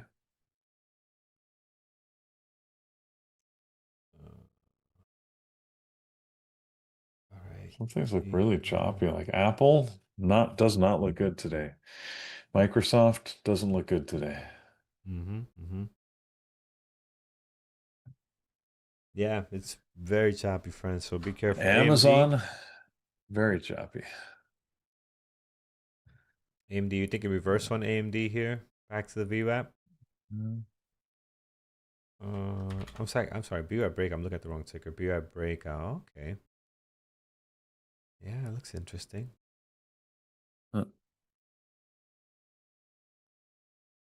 AMD.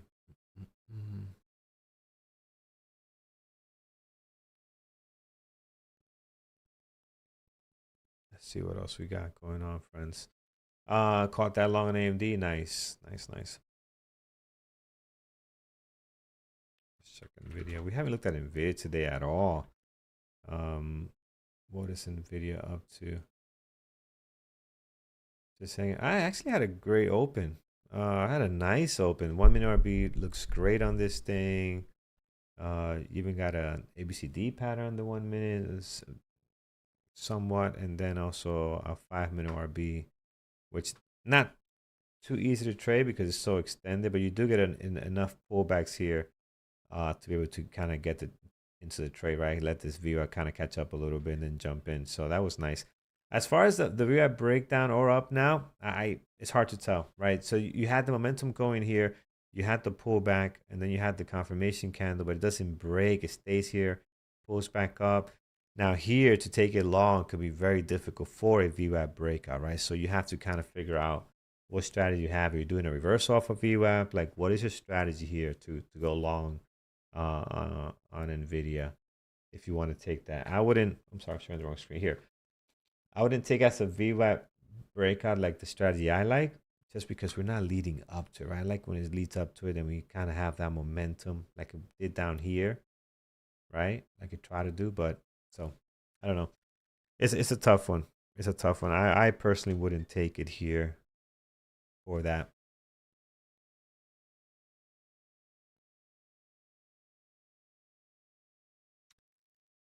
Man, I don't find nothing at the moment.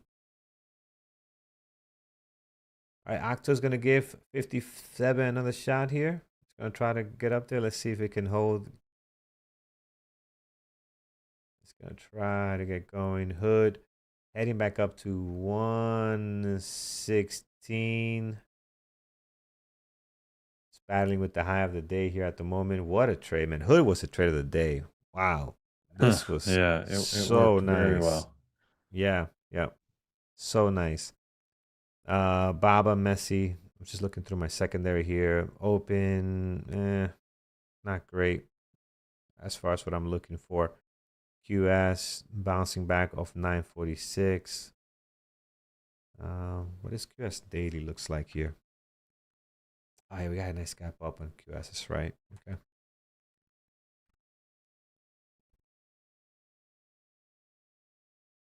QS. All right, let's see what it does to the view app here. See if it does anything fun. Tesla consolidating. Yeah, I don't see anything happening. If the SPY, well, the SPY's pushing up now. Maybe this can get up to VWAP, right? If the SPY can get on a run, but it's got to really get going. Maybe it can help some of these stocks move higher here. All right, Andrew did get filled at 116.05-ish or 116 on the dot, maybe. But he did get filled. Yeah, he just did. Beautiful trade. It's amazing.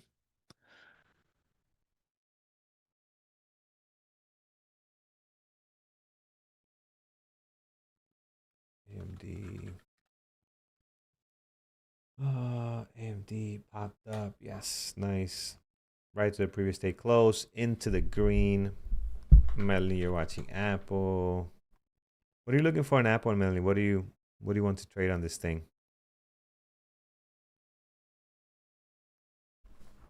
Does Andrew use Bookmap while trading or just level 2? I believe level 2. Well, not believe. I know level 2.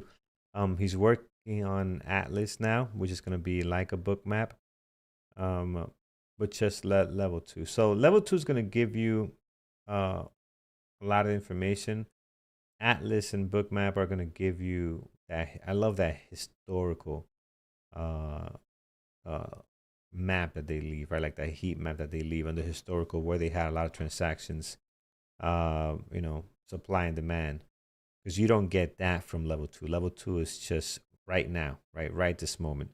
But if you want to see some history, Atlas is going to provide you that, which I think is one of the biggest benefits. So, can you trade without those tools? Yes. Does having them help? Yes. So that's why Andrew's building that for trading terminal.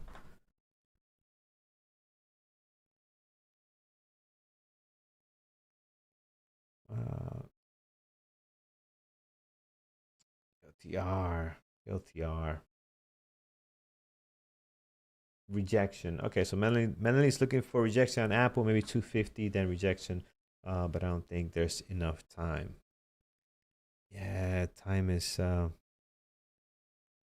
it's could be tough here. Good. Wow. Okay. Let's see if we can get more. I need more volume up here. Then I could maybe short Hood, but not yet. I have network A, B, and C. Do I need more data on ABKR? I'm not sure what that means. What is network A, B, and C? Yeah, I don't know what that And means I either. have a interactive brokers. I don't even know what that is.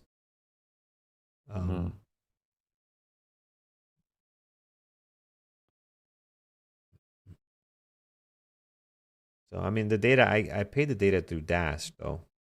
That's where I have the data I'm paying. Wow, POTR took off here.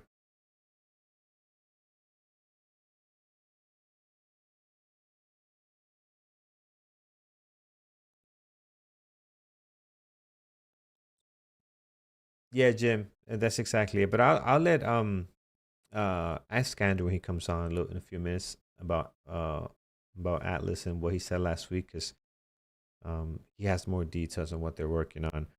And I'm not too familiar because I don't use Bookmap, so I'm not too familiar with the product. So I don't want to misspeak here on it. But yeah, they're working on it and it's going to be available to you guys. I think it says September, maybe like 2-3 weeks.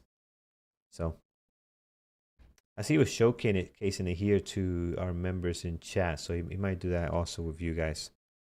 Kind of show you where it's at.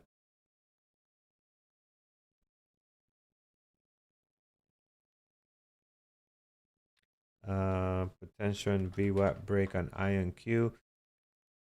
The volume is. I haven't traded stock in a while.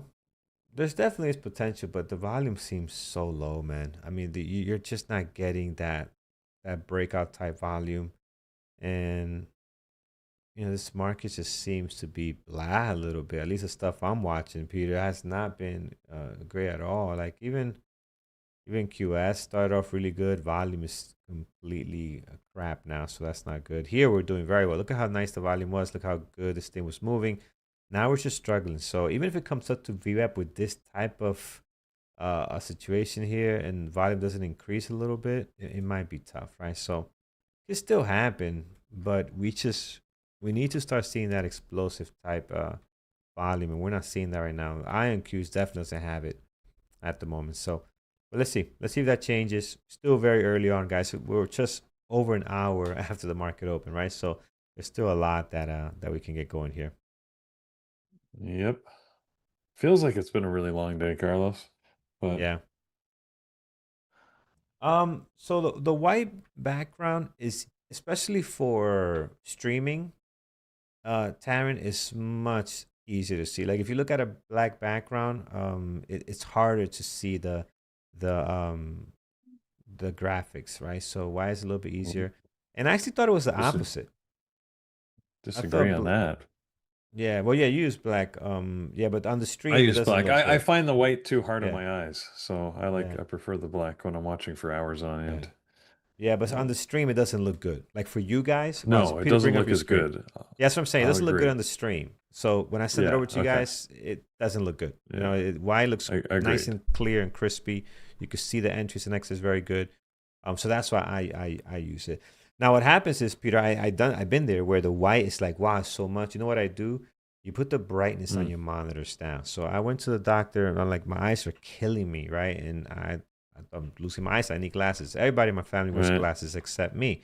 So I'm like, okay, it's time to reel it in. I got to get the glasses. I go in. She's like, your eyes are fine. They're just dry. Right. So they're just dry. So he Ah, says, yes. get a humidifier for the room and turn. She's like, the monitors are not going to hurt your eyes. You don't go blind. So don't believe this stuff about you. You go blind from being in the monitors. What they do is Right. they dry your eyes quicker and they strain your eyes because you're constantly refocusing. Right. And she said, And do you don't this. blink as much. Right. Don't blink as much. She's like, bring the brightness down a little bit. Magic. Mm. Brought the brightness down, got a humidifier. I'm like, wow, these things were moving like fluidly, like awesomeness. So the brightness has a lot to do with it. Some people leave their monitors at 99. Bring the brightness down a little bit and you'll be good to go. I see my good buddies hopping over on Zoom. Let's go ahead and start connecting here. So Andrew and Brian coming up in a second here, guys. Hit that thumbs up over on YouTube. I didn't even check the lights, but I hope we're above. Hey guys, how are you doing? Doing good, Andrew. How are you? I Oh, hope we're very, above very 400 likes over on YouTube, guys. So definitely slam that thumbs up. We appreciate you. And we're going to leave you here with our good buddies, Brian and Andrew. Take care, guys. And Andrew, what did you decide to do about that flight? You were crowdsourcing your departure time, I noticed. So Yeah, so there is some issue right now here. I was supposed to have a flight at 10 a.m. today. That means that I had to run right now to the airport. However, I got a notification today that my flight has been rescheduled to 1 p.m. So now the question is, should I go, and I have checked logged in back. So should I go on time, on original time, or should I just go based on the new time? Mm. So according to ChatGPT, is either thing can happen to you, but since I'm a risk taker, I'm not gonna go early into the airport. Yeah. Because I was Well, really, yeah. I really wanted to go for a run before this, and I haven't run for the last 2 days. So I really want to do at least 10 mile in before you go to the airport. But I had a great trading day, guys. So I had a really good trading day on Hood. So as you see, guys, this is my close position, and I still have some Hood position left here, 500 shares. So $27,000 on Hood. And TLT, I had some swing position on TLT. I sold most of it. I still have a little bit of TLT. TLT is the long-term, treasuries. So as the rates are coming down, the treasury value of the bonds and treasuries are going up. So that was a really good pop up 1%. So I sold some of it. I'm going to buy again, but I'm going to buy an ETF of treasuries that instead of giving me cash dividends to reinvest back into the fund, because I don't need the cash dividend, and cash dividend is taxed at a higher rate. So I have to find it. If anyone knows any good ETF that does really good reinvesting back into the ETF instead of redistributing the cash, let me know. Email me. TLPH, So, and equity, sorry, let me stop. up 40. I've got quite a few bond ETFs in my portfolio, my long-term portfolio investment. I'm just shorted Tesla. It keeps testing PDC here. I think it's going to fail. TLTW. Just a small size, just because it's later in the day, and I've only taken one trade so far, and that was Hood. What is TLTW? So TLT, someone mentioned TLTW. I have to study that. So let's see that. But let's before we get into that, I want to let's go through the Hood trading that we had. So the Hood, the news on Hood. This is a stock in play. This is a very classic trade that we did, and this is important, guys. I like everybody to pay attention on that. So the news came in that Hood is going to be added to S&P 500, and when ticker gets added into the S&P 500. That means a lot of attraction comes from different funds, different ETFs that they're going to make a lot of buying pressure on that. So this one gapped up like 7-8% at the open, obviously. So again, you have this is not a stock that you're trading based on just overall market. It's not usual suspect like Tesla, Nvidia, and everything. As a matter of fact, I don't like trading Hood at all in a normal day. So when the news came out, so we looked at, obviously it's good news, but that doesn't mean that it's going to go up. A lot of time this gap up can sell off all day. So we looked at it online. So it had a very nice heavy volume, 3 million shares right in the first minute, came down, dropped to the VWAP. I didn't take that trade to the short, as an, bearish engulfing or something like that. The reason that I didn't take that was, the reason that I didn't take that trade is because it's just way too strong to take this to the short side. So did go quickly pop back up, and I said, okay, this is a good risk to reward for me. And then if I can take an entry here and put a stop loss just a little bit below the VWAP, so that would be my risk. I have the potential of this high and the high of the day. And then we had this 113.44 that I'm going to show you where did I get that level. So that, as you see here, that's a really good risk to reward trade. Did I know that 100% is going to go up? Absolutely not. So you actually have to take the trade. Put a stop loss. You identify this setup, but you're not 100% sure. If I was 100% sure, I would have sold my houses to buy this. But nothing is 100% in this. So that's why you need to have, a stop loss in place. So popped up as soon as it really, ripped through high of the day. And I said, okay, I'm going to add into that. I added a couple of times, popped up to 113.44. On the pullback, I added more, and the rest is history. It's just going to go higher. And then we did a 920 trade on that as well. So 920, this trade is that Mr. Brian Pezim has created that. It's coming down. On a 2-minute chart, you buy on 20 moving average. I explained that in my new book as well. The 920, very detailed in this book, is there if you want to know. It's not in the previous books. And then as boom, popped up for the break of high of the day. Now I'm going to get to 116.95, 117. Now, question is, what are these levels that you're talking about, Andrew? 113.44 or 116.95? What are these lines that are in chart? How do you get them? The answer to that is we're going to actually add those lines into the trading terminal scanner with the AI model that I'm going to train myself. So you're going to have that. So who would click on that is going to create that levels. But look at the NVIDIA, for example. NVIDIA, do you see this bounce from 170.89? This down. Do you see that level? This magic level, 117.89? I had it on my chart. How do you find that? You look at the daily chart. So if you look at the daily chart here, so you can find these levels, like for example, for NVIDIA. So you have this level that we traded multiple times from this big doji that happened here in August 1st with heavy volume. So this level translates into the intraday level that we had today. So you should have all these levels on your chart these big doji levels that you find them on a daily level. And obviously, it's very easy to train with the AI model to find that. For Hood, when you go into that, so this level 113.44, do you remember that, guys? 113.44 is here. So this is a really big pop-up, really big heavy volume. Is it clear for you guys? I don't know if you guys are understanding what I'm trying to say or not, but this is a big day and then really come down. And this day, particularly on July 18, is actually the heavy volume as well. So this day is definitely a level. So if you track this one and is a recent level all the way up to 113.44, is an area that you can potentially look at it for potential bounce. The next levels are somewhere around here, and I already marked it here. The all-time high is obviously 117.67. This is really important. And a bunch of small mini levels here. So eventually, probably we're going to get some sort of a resistance around here. And then maybe we break out today. I mean, there's very likely that today we're going to break through all of these potential levels that we have and even go to 120 because the market is strong. The news is good. Rates are coming down. So all the, tailwinds are there. And what you can do is you can easily remove all of these lines in your platform and you draw it again. So let me draw it again for you. So now it's pretty clean. If I want to draw, obviously I'm going to go to all-time high. Start from all-time high, 117.65. This is a very obvious level. So obviously you mark it again, 113.48-ish. And, it's pretty good. Like now, you can see even the yesterday high and low, look at this. This is level automatically is there for you. So that's it. You need only one good trade. And I think what I see here from Hood, 920 is going to go through 117. I wouldn't be surprised if this one goes all-time high today. Yeah. So Brian, what was your trading? Yeah. Well, I basically did the same trade you did. I saw Hood. When I heard the news this morning, I just knew Hood was going to be in play today. So I just kind of waited for that first 2 minutes.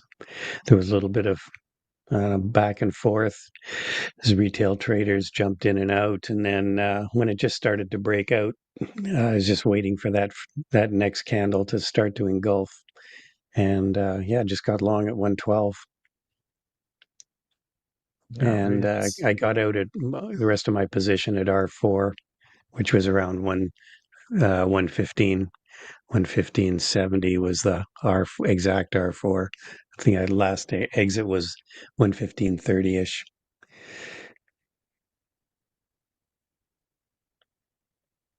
So I'm just right now I do have a short on Tesla, very sort of small size. Kind of looks like it's going to break down here. It's gone red again.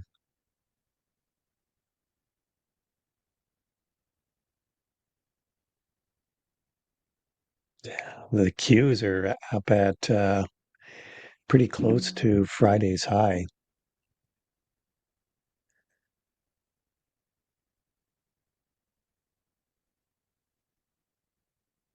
Yeah, so I think Hood is going to hit 117. I think by 10 o'clock, we might see all-time high in Robinhood. And I want to see it with my own eyes. History. Nice. Yeah, there's Jillian, still an you've order been, at 120. Yeah, trading terminal similar to, yeah, guys, trading terminal, if you sign up, self-funded account, 3 months profit, I'm going to pay you. And we have a couple of really good traders that are going really well. And if you blew up, I can reset that for you, no problem.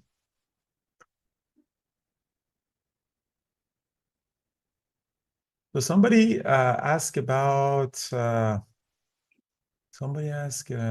come other traders aren't copying Andrew more?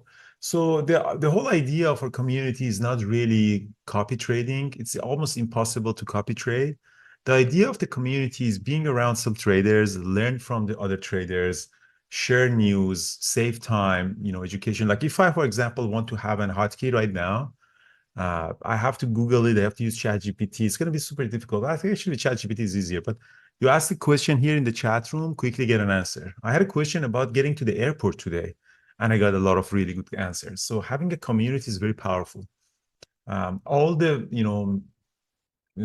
people who are successful, they're always part of a community. Entrepreneurs, athletes, doctors, having the power of community. So the community is not about copy trading. It never works. Maybe you get lucky a few times. Maybe today probably you could trade Hood with me, But it's more than anything else, the community is about being around serious people to help you become better and better. Yeah, Alex, exactly. So like, for example, 920 trade that I did on Hood, this is completely I learned from Brian. So 920 is strategies. This trade is complete. It's an amazing trade. This is I completely learned from Brian. I didn't know he created this. He, put webinar on it. He put course on it. I put it on my book, but it's all credit is Brian. Like if I was not part of the community, I wouldn't have known about this strategy. So community is all about learning and supporting and encouraging. And this trade I did this morning is one of Andrew's favorite trades. This engulfing opening range breakout. So you call it a fallen angel, or kind of just again just something that you can always learn from other traders, no matter how many years you've been trading or how long you've been trading. It's there's always more to learn. So I'm just going to cover a little bit of Tesla here because it's starting to break down. It's moving in direction I was expecting.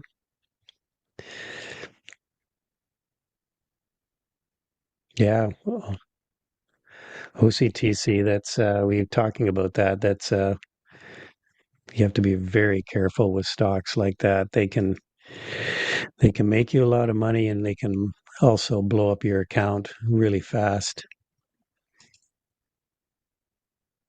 Yeah. Yeah, And it also, is hanging around 40. sorry, one announcement, guys. So the BBT retreat, we have only 2 spots left because one person just signed up today from Malaysia. So 2 spots left, guys. So November 30th to December 6th. So all-inclusive a wellness trading retreat. So we're going to connect with our self, with our mind, with our body. Everything is included except alcoholic drink because we don't want to drink alcohol. I don't want to drink alcohol in there.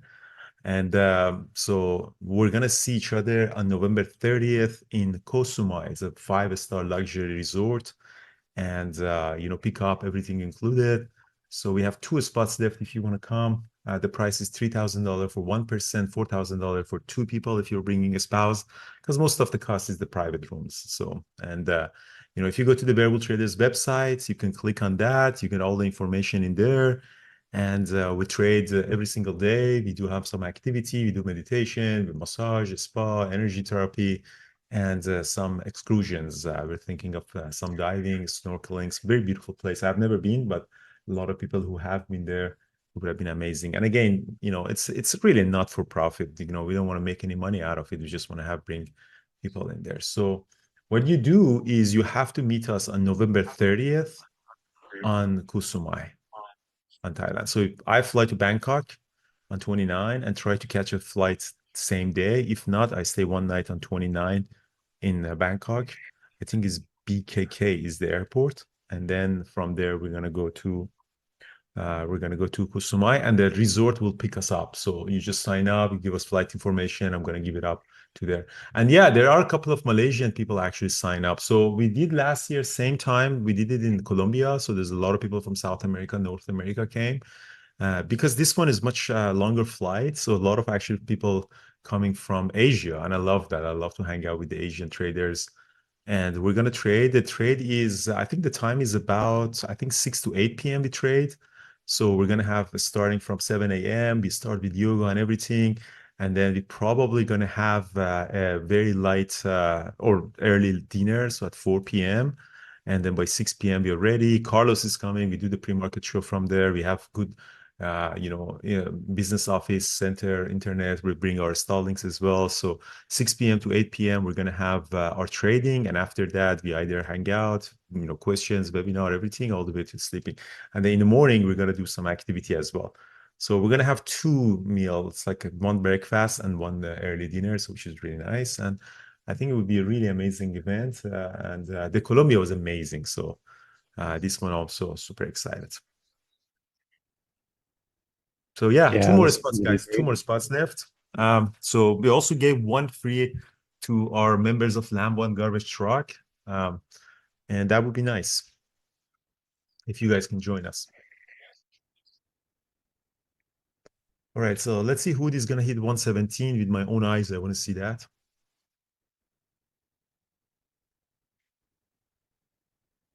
Brian, you're short Tesla, huh? That was a nice short you did. Yeah, just it's kind of looking for another leg down here. It's already red on the day. Yeah, it kept coming down. It tested on that third test of the of PDC. It's just been slowly grinding lower here. So it's kind of what I was expecting on that third test of PDC.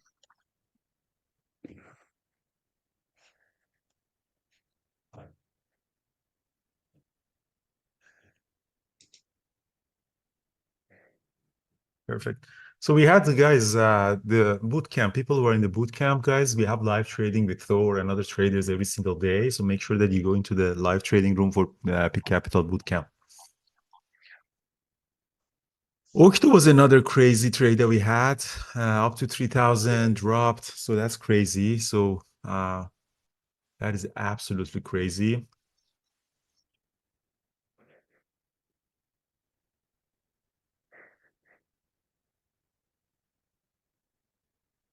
But we want to see the hood. If we can see the hood 117, that would be nice. I think it's most likely it's going to go up, but probably in the afternoon.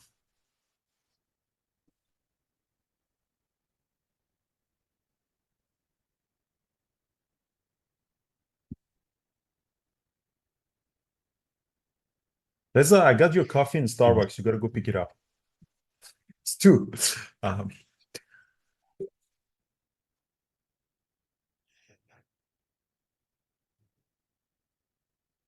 So Brian, how's your life? So people coming into Thailand. I think Brian is coming. I come. Nathan comes. Paris is coming. Carlos is coming. Gary is coming. Who else is coming? I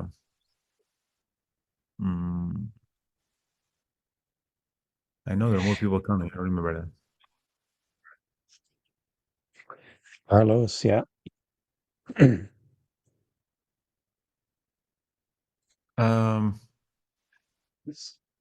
Samui is known for its beaches, primarily.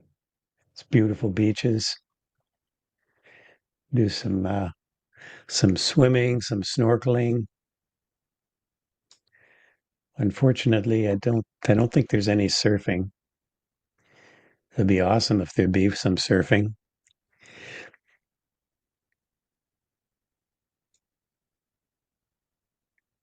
So guys, I'm gonna also fly today to Nepal. I'm gonna be climbing a big mountain called Manaslu. It's my third 26,000 feet or 8,000-meter climb.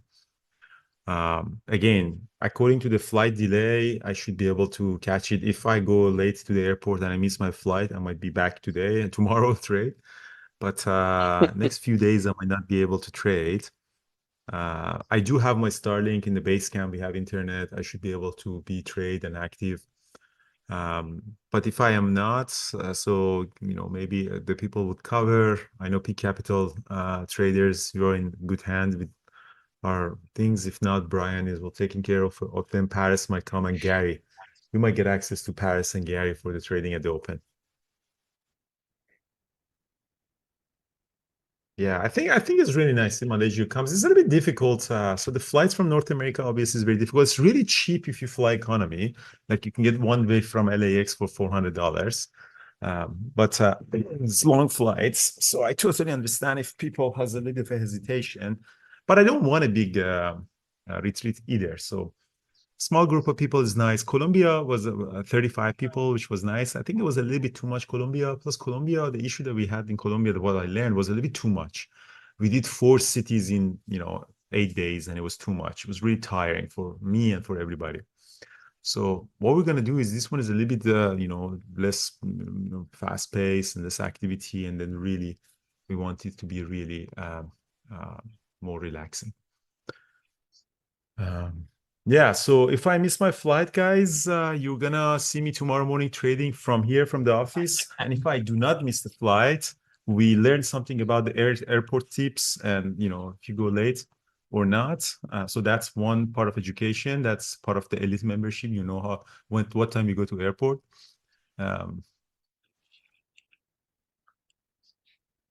All right, so Carlos, what about this? What about we do members of Lambo and Garbage Truck?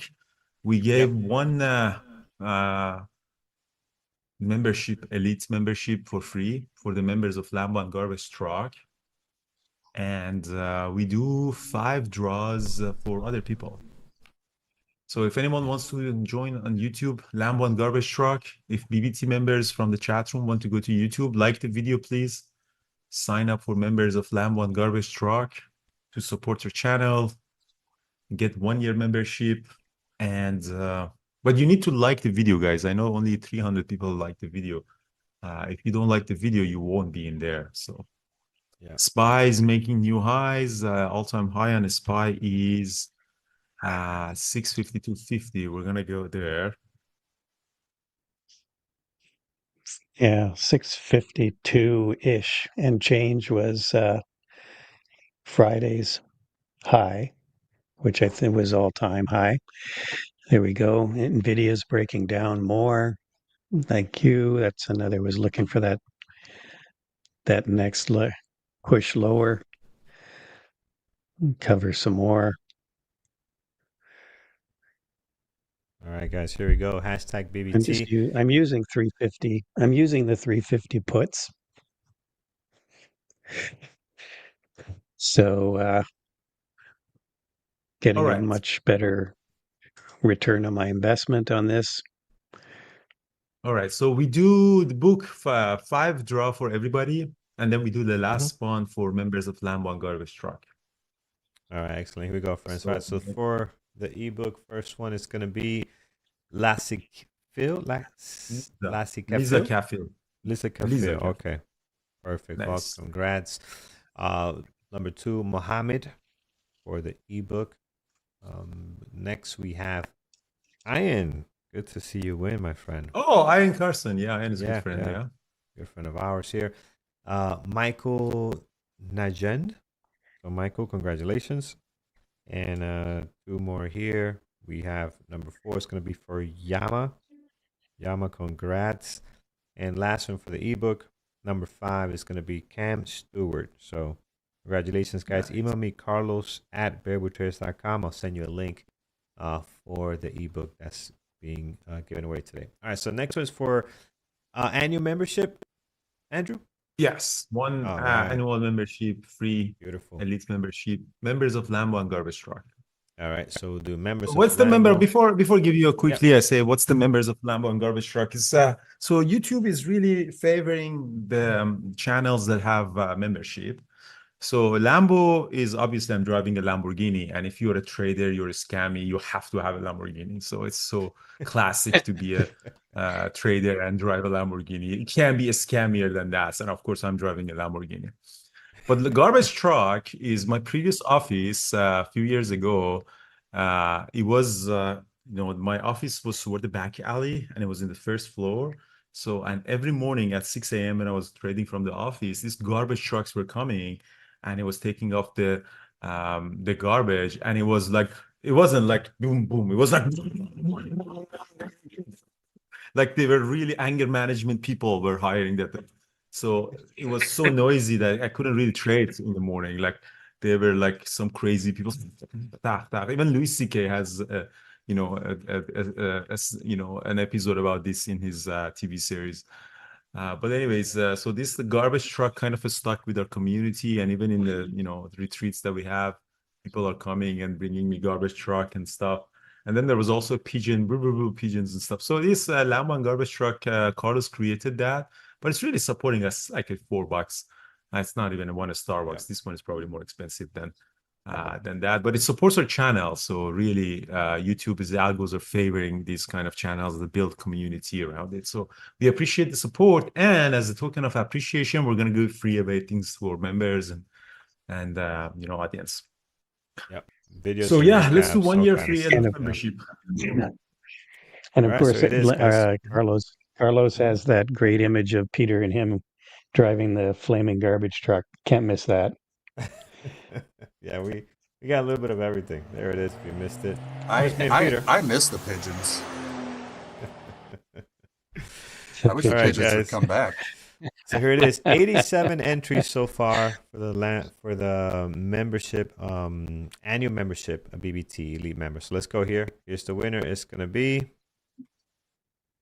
Raul RD. Congrats, man.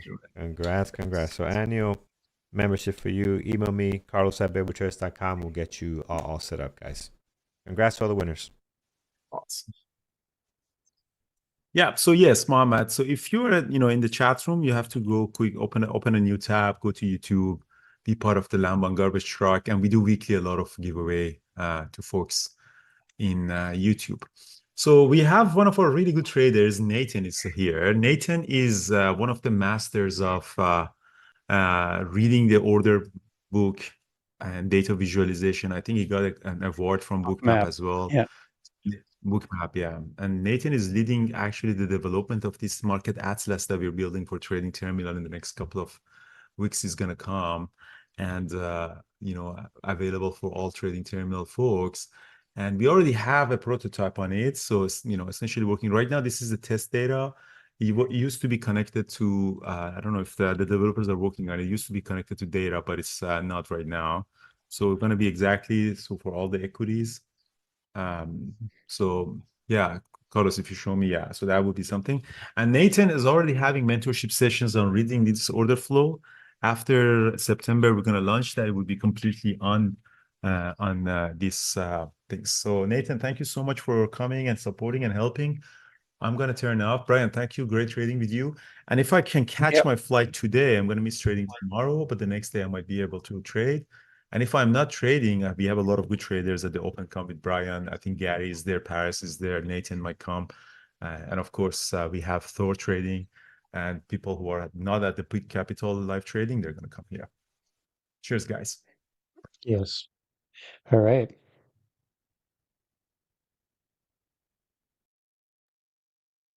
Nice. Hey guys, what's going on? How are you? How is everyone?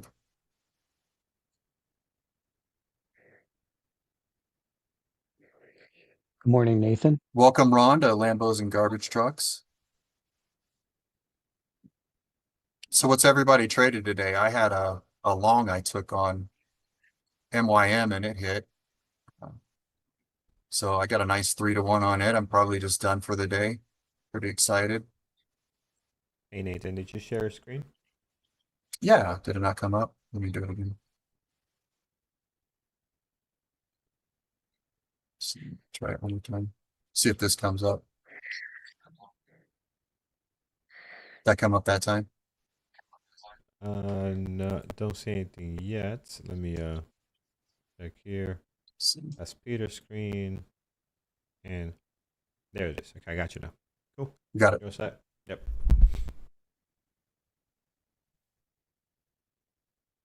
So I got a nice trade down here on MYM. Went in right around 857 right here, and then just hit my 3-to-1 up here, just over 45,500. So good day for me. Pretty excited about that. Just one in, one out. Not too bad. Let's see. Sean V, my weekend was great, except for Michigan losing to Oklahoma. They did not look good. They look actually pretty bad.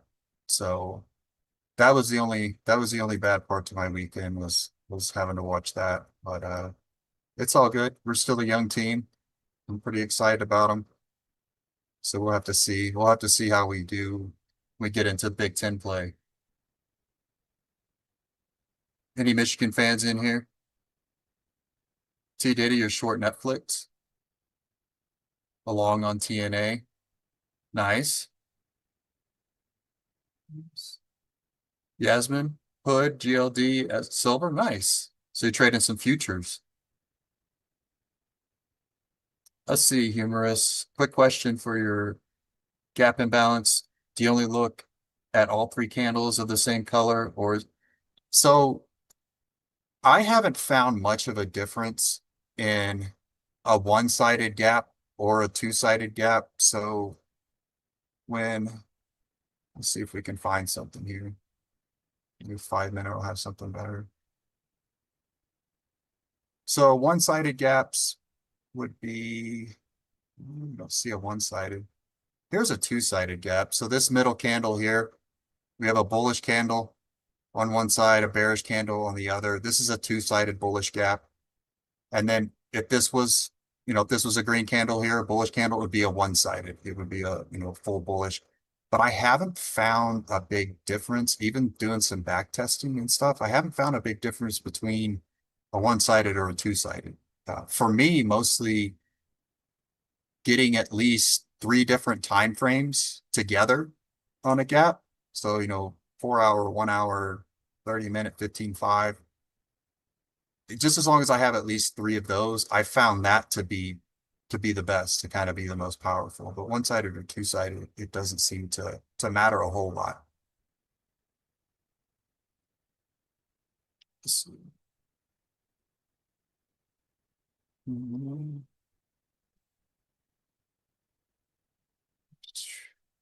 user. I'm not in Michigan, I'm in Colorado, but I've been a Michigan fan for about probably what now, 35 years. So I've been through all the good and all the bad when about the last 20 years before we finally started getting good again. So I've been through it all, but I'm pretty hardcore.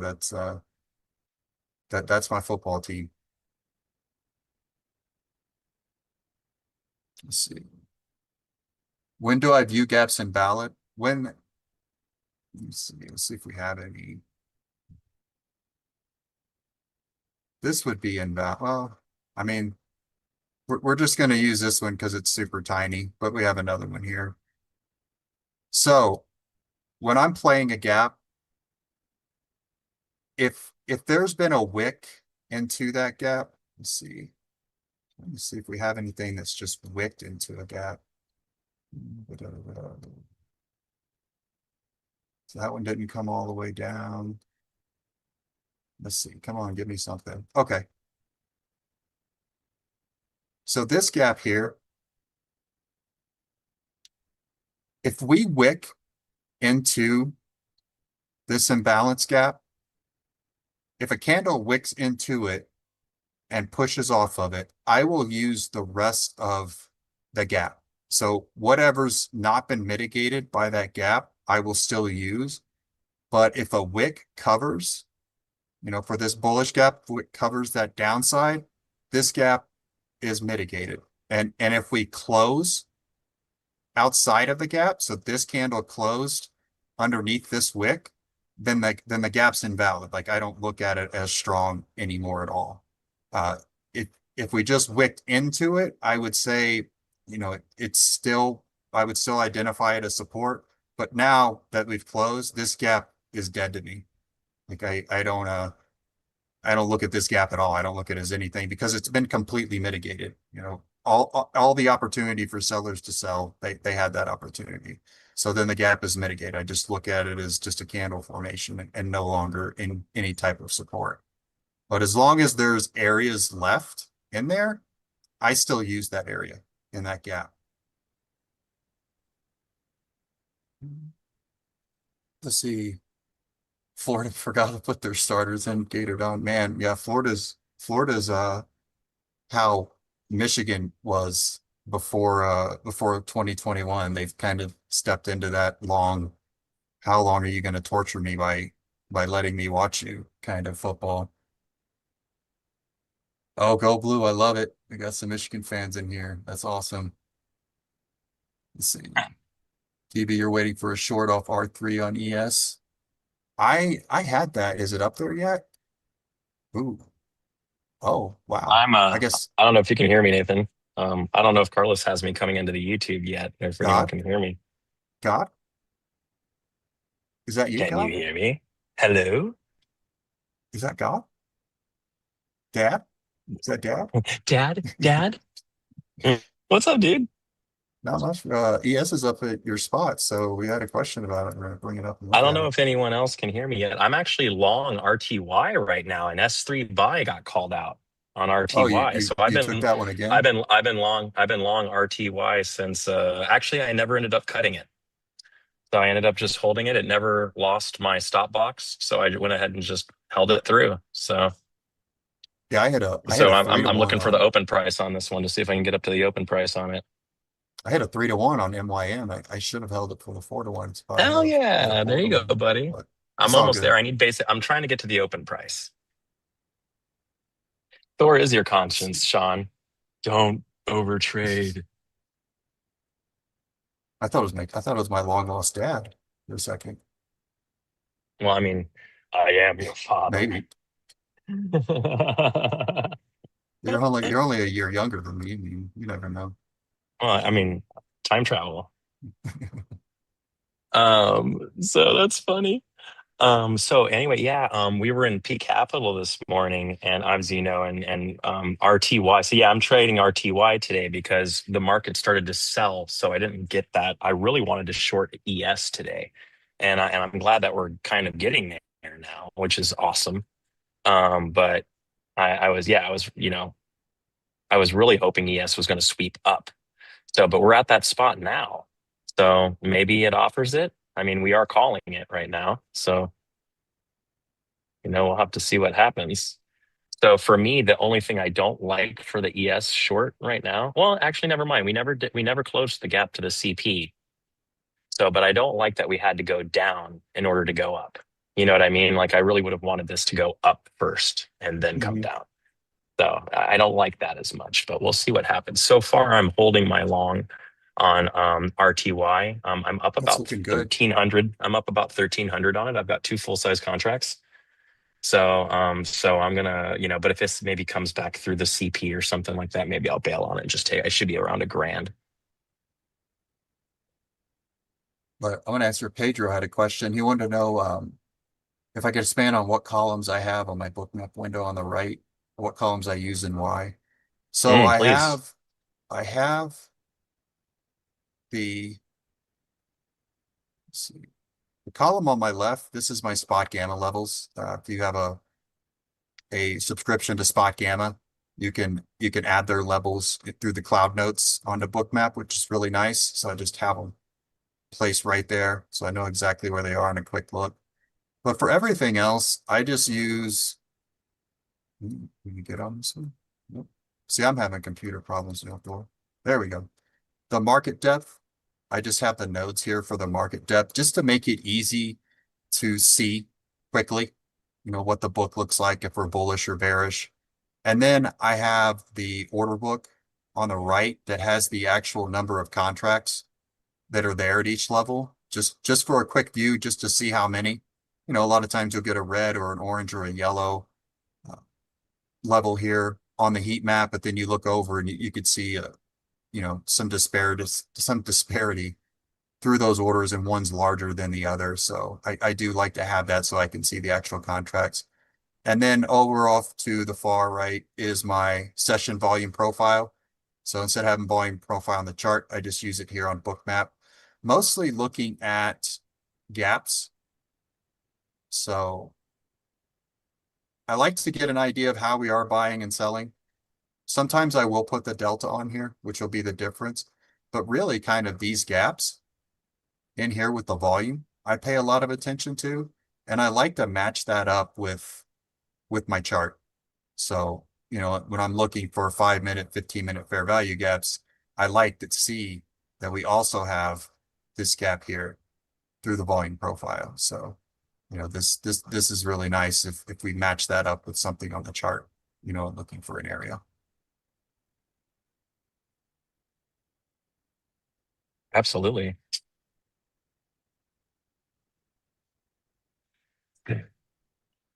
Yeah, and sweet clarity. The chart for futures is a lot different than equities, but it's a lot better than the ETFs. So watching like Qs and SPYs is just awful, in my opinion. But futures are really nice. They're really nice to look at versus the ETFs. You just have to get used to seeing it and kind of, look around some of the bracketing algos that we have and really look back on the chart to find where liquidity levels were before. And then as you start trading back into those areas, expecting these liquidity levels to come back on the book. So it just takes some seed time in getting used to it. But, I love looking at futures on here. They're pretty easy to read now, but they are different. I wish they were as clean as equities. Yeah, I agree with that. So for me, for reading, whenever I'm reading them, the important thing is to focus not on the big orders, but the laddering of the small orders to the big orders. Like that's really where you're seeing the majority of the intention. So up on like the top right of Nathan's screen, he has this order book balance indicator that's up there. So like right now, we're not really dropping or going up. And you can see that his order book balance indicator on the ticker he's looking at is completely neutral. It's like right dead in the middle. So near the price right now, we really don't have a large deviation in price one way or the other because of that. So it's pretty interesting when you're looking at it that way.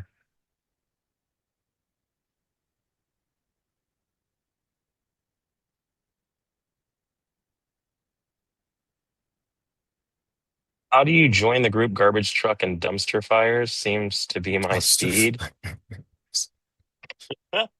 Andrew was talking about some stuff today. Pretty funny.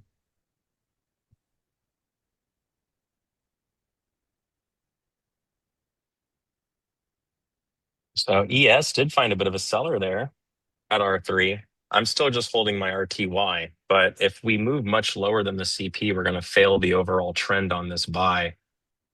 So it'll, I don't know what that means for it. I mean, we didn't complete our move on RTY, so I really don't expect it to come back down. So we'll just have to kind of keep an eye on it and see what it does. But I really like this position.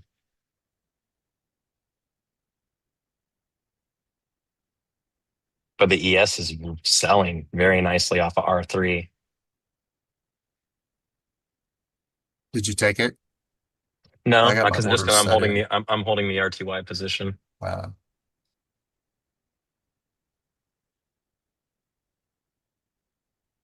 So I'm maybe the RTY comes back and tests the like yesterday's close or the CP and see if I can find a buyer there. If not, I'll probably get out of it.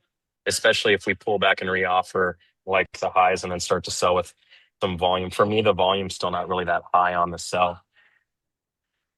ES looks way better though. I mean, ES's sell there definitely brought in some volume. Oh no, I'm just hoping that didn't make it too big of a move and I'm gonna miss it. We shall see.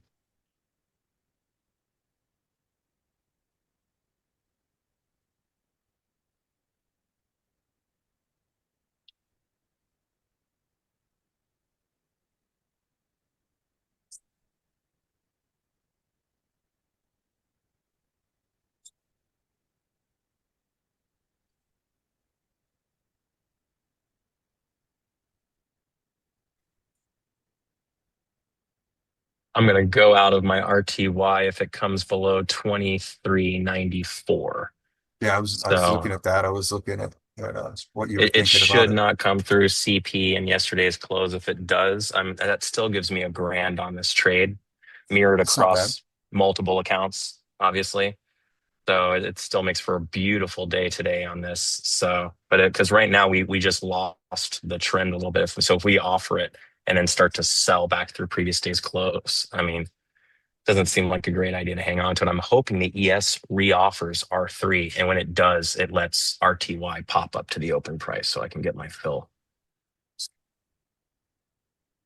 Yeah, I've got an order set in for about 514 on MES. Hopefully you can come back up and get me. If not, I've had a pretty good day. Shut it down. Excellent. Hey, Get look at some me. stuff done. Hey, Nathan. How are you doing up Hello. there? Good. It's good to see you. At the Brady Bunch. It's a story of a man named Nathan. You know it rolls downhill, right? So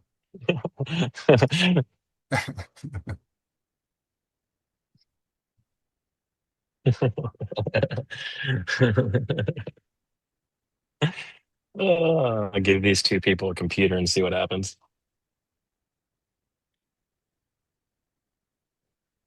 So, all right, let's see what happens. This is kind of the moment of truth on RTY here. See, we need ES to pop a bit.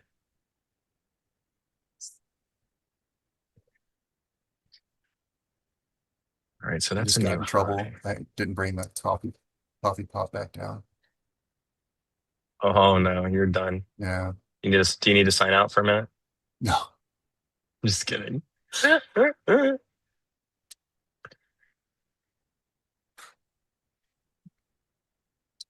Why is my magnet is not magneting right now?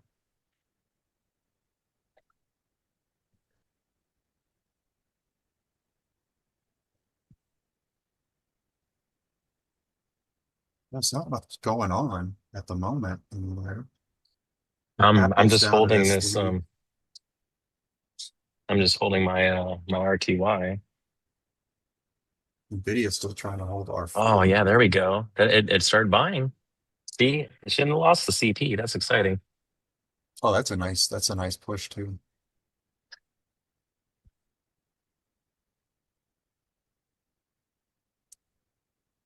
If I was not an RTY, I would have entered ES most likely on the only thing I didn't like is the VPA really doesn't I don't really see an exhaustion signal on ES. It's kind of the reason I didn't want to cut RTY. I really don't we did sell for a moment, but it seemed more like consolidatory than like starting a distribution of some sort. I didn't really get the big the climactic volume that I'm looking for.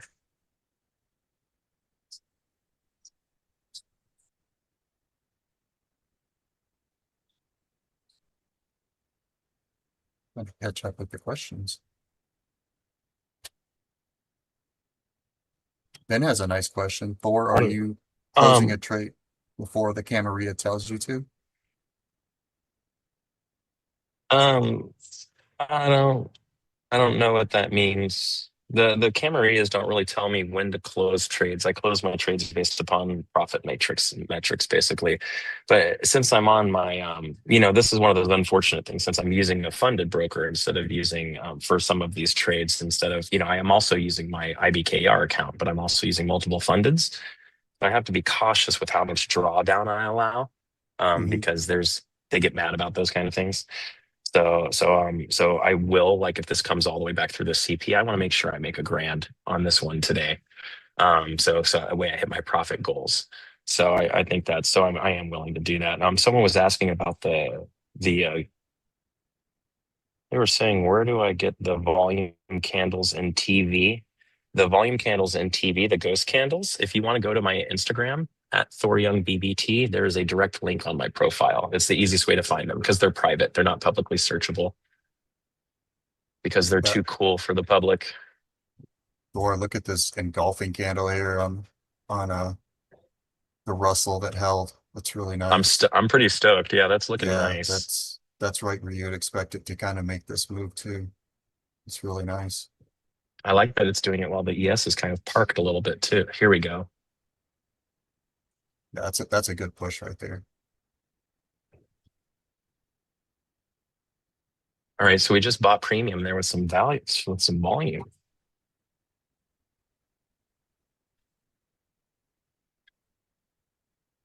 Where's your target at? Just before the open price. Okay. Right now it's at 2,400. I don't see why it wouldn't jump up there. Yeah, I mean, it looks pretty good so far. So, but either way, I'm locked in today and I'm going to do good. So either way, it's a good day.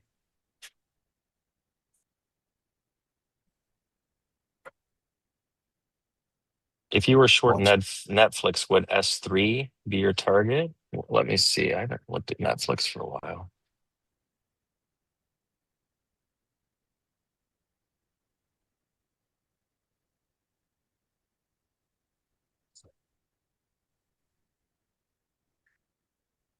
Wow, Netflix is really low on volume today.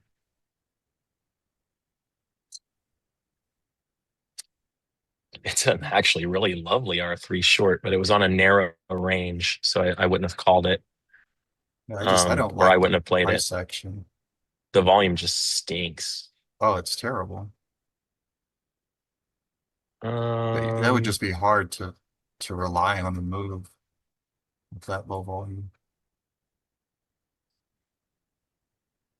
I mean, But I if mean, you're in it's it from here, I mean, the problem with Netflix is it's so pricey now. I mean, $1,200, it's just, that's incredible. So, but you can see kind of for me, I mean, if you're already in a short and you're in a short from R3, it is a lower range and it's a narrow range. So it should go outside. So I would aim for ATR low if you're in it. well, look at this book map. If I'd go all the way to this is a ATR low. I'd go for 1,225. here's a you could look at book map and looking at this volume. This is an excellent example of why you're running away from a bullish book, because you don't have any participation and it's just fading lower and lower, even though the book's bullish, because nobody's wanting to buy or participate. And so like really nothing's happening.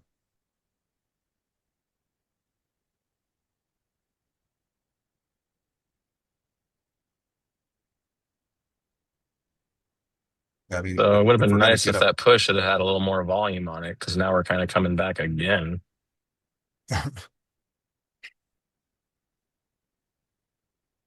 it's still putting in good price action. Yeah, I'm still gonna hang on to this one. I really just think like I said, if it comes through yesterday's close in the CP, I'll go ahead and make my grand on it, and we'll be happy and call it a day. So, but right now, I'm liking this thing. It should get. I mean, if anything, it should get to R3 today. Starlight's calling gold as a possible short. How do you think ES is bullish on the weekend, the monthly? Raul, unfortunately, that's not really my time frame. I'm specifically a day trader, so I don't really focus on monthly, and I wouldn't really be too worried about that, to be honest, because we have a lot of news coming out this week, and that news is really going to shake things up.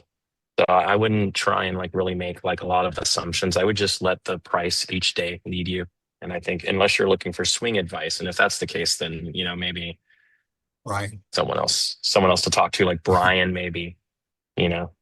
Um, so is it mostly the climatic volume that you look for when you enter a trade? Humorous. It is of the things I'm looking for, that's for sure. Like if I'm going to take a reversal and we've been uptrending generically for like 15, 20 minutes, a half hour, an hour, I'm going to expect this thing to put in a pretty good amount of volume on the sell side, especially. And that's really what I'm looking for, a really hard sell on an engulfing with a lot of volume, and then a low volume reoffer back into premium that I can target. Right. So even then on 2K, as we pulled back, our volume reduced significantly as we came back.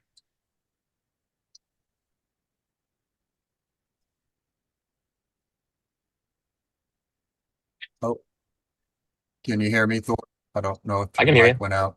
Okay, I think your mic I can went hear out you just now. for a second there. I think it actually tried to switch to my iPad for a second. So I'm using my MacBook, and then I have a monitor, and then I actually have my iPad Pro, but it lets me use it as a third monitor. It's pretty fun.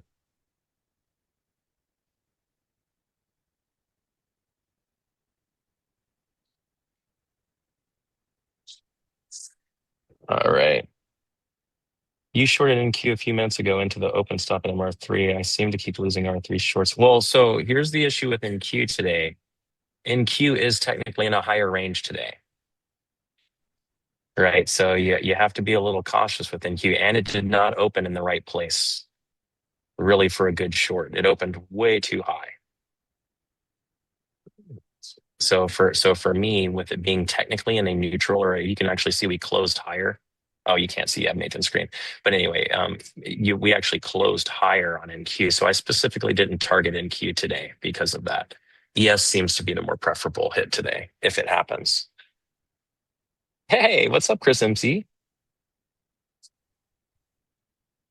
Starlight's looking at gold. Yeah, somebody was mentioning gold, so I just went ahead and brought it up. He was calling an R3 short. An R3 short? Looks kind of Oh, he thin said to it me. looks like a good short. I agree that it looks like a good short Starlight because it's a wide range. So I do like the idea of playing back in towards value.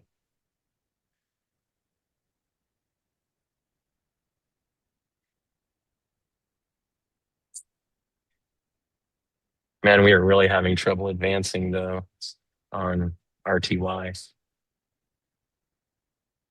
I mean, it's still making higher highs and higher lows. NASDAQ hits record highs as tech leads, as reported by Reuters just now.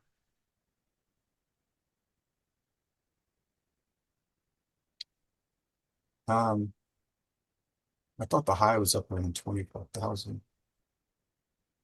That's what the news said. Hey, Bashan, Humberto, good to see you. Yeah, it's just up over 24,000. They lied. Liars. Maybe they know something that it is going to, so they put it out. They just put it out to me. Maybe that's some Uh-oh. conspiracy theory right there. That wouldn't happen.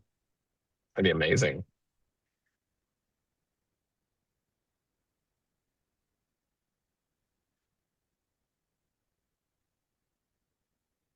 Gold's getting a nice sell-off right off of the top of R4. Yeah, that was a good call. Some nice exhaustion going up there too. For you, anybody that's new or you're just learning BPA, so very healthy price action going up or picking up volume as we're going up. And then this last try, we get these nice doji candles and topping tails, and then that buying volume just dies off. So we exhausted. We exhausted our buying right into that level. That's a pretty nice example of that. Just could not find any more buyers to lift higher, so now we're jigging back down to try to find them. Our order book is still a little too bullish for a short on ES. It looks like we're buying, and we've got a lot of asks sitting on top of the price. So I'm just a little concerned with shorting it here. If anything, I'd like on ES to see it sell and then see if we get that reoffer one more time. I mean, it does look like anytime we've offered up on ES, it was pretty good.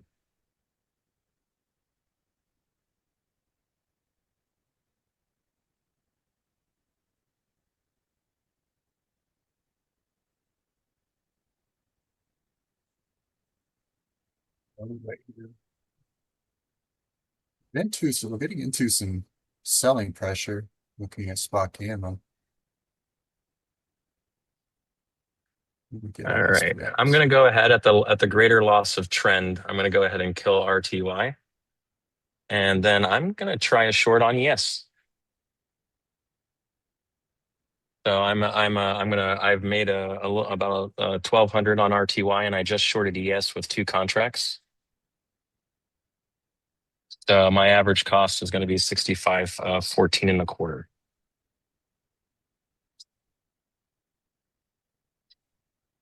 I liked how we pulled back into R3 and got hung up there. That was very nice.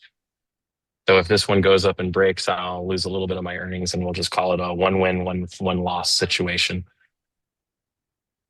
which is generically when I stop trading for the day.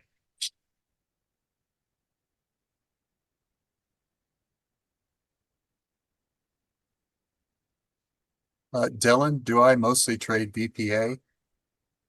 VPA is just an essential part of my trading. It's not necessarily mostly trading it. It's just being aware of it and reading it, and then kind of adding that into my decisions if I'm going to trade. I think it's a skill that every trader needs to some degree. At least just reading absorption, exhaustion, following the volume, finding out where the volume is, where's the volume leading you. I just think it's an essential skill for any trader, and someone had mentioned Amabio wasting time said that if you're wanting to learn VPA, Anna Cooling's book is excellent, but an even better book would be Thor's book. He has a large section on VPA in there. And we went over a lot of VPA after you left Peak Capital today. We talked a lot of VPA.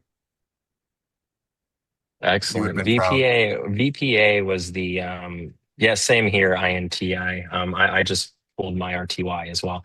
VPA for me was like the Rosetta Stone for the market. Like when I started breaking into that, it was so incredible. Like risk management is so much easier when you pick the right direction. You know what I mean? So it's incredible. So now, does that mean I always pick the right direction? No, but it certainly helped me pick the right direction significantly more often.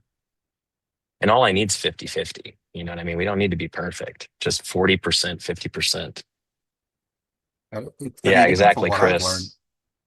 it seems like our community is one of the only communities that really talks about VPA, honestly, like in depth and, Mm. getting people to understand it. You don't see a Ooh, lot of information on it out there. there we go, dude. ES starting to sell.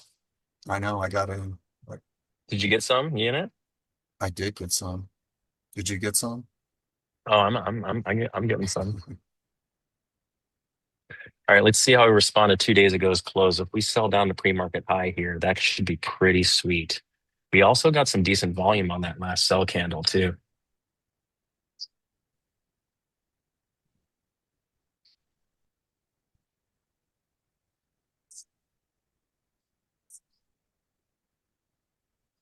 The difference between trading ES and SPY, it's they're not much actually.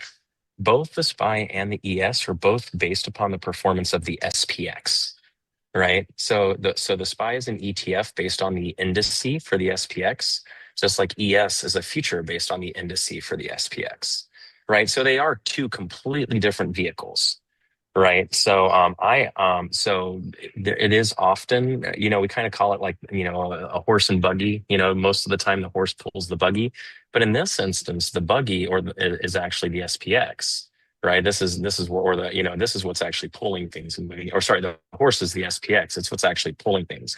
Every now and again, the futures can devalue into expiration, and that actually moves things a bit.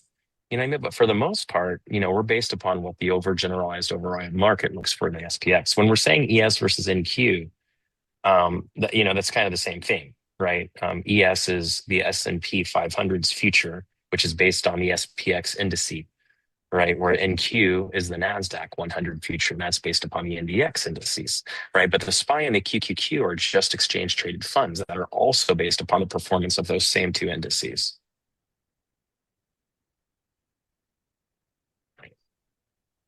And so at Rhino, I'm My looking target at, on this, and then would be a movement back to the central pivot to be far enough for me to hit 4-1 on this. and Rhino was asking about ABGO, and the direction, the bookmap's very bullish. I mean, we don't have a ton of orders really filling here to the downside, but our volume's dropping off a little bit. We're getting some back in on this push, and we're getting into lunch, so it may be a little bit of a grind to get back through this area. But I mean, the direction definitely looks like we want to run higher. It is pretty extended for the day, so just check that ATR if you're looking at something. And these swings, you got this big swing here, up here, and then some issues up there that we may have if Look we're how gonna lean fill these ES's orders. book is starting to look above 65.20. Are they starting to pull some of those orders again? Mm-hmm. Yeah, it's starting to look more like a reversal now. They're actually pulling topside order, and they're bringing in bid around 6,500. See. Yeah, if we break this low around Yeah. 509, we should really start to pick up some speed and some volume to the downside. Amiibo, or Amabio, Chris MC, for God's sakes, can you just Chris MC? Anyway, I worked hard to minimize my indicator strip. Naked charts is what we call this. So I have cams, right? And I have price. I've got a few really key levels, but other than that, you know what I mean? I've got cams. I don't need that. I do like having a VWAP on just because it gives me a little bit of, average price concept, but do I trade off of VWAP? Not at all, right? It doesn't actually, I could easily remove VWAP. It would make no difference in my trading. So it's kind of it's just kind of one of those things. But I really, for me, having the simplest, cleanest chart with as few indicators on it as possible is definitely the way to go. Yeah, and also just having other charts if you're wanting to have some other indicators somewhere just for quick reference. I mean, just having maybe another chart with those, but your main chart that you're wanting to look at, you want to keep it pretty clean.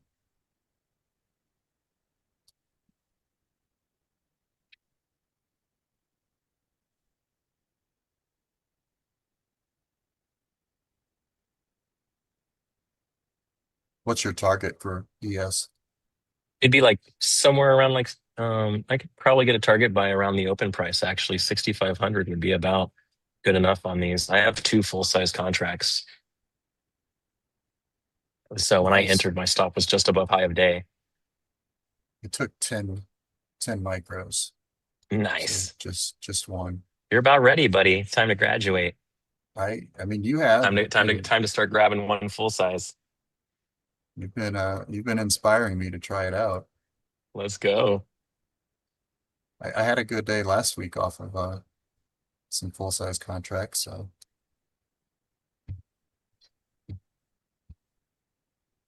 see if we can get this strong move lower in here. What just happened to Tesla? Let's check it out. I'll pull up ES on my iPad so I can keep an eye on it.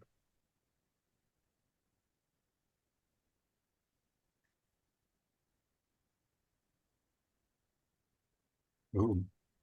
It looks like it just liquidated. It had some issues running higher, so it just swept lower to try to find a buyer. Oh, wow. Yeah, with really good volume. Mm-hmm. Oh, no. Tesla's at monthly R3, buddy.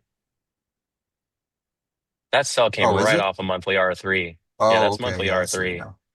I We was came looking at under S3 monthly down here. R3, reoffered it for a second time, and then the seller said, F you. Just slammed the door. Like, wow.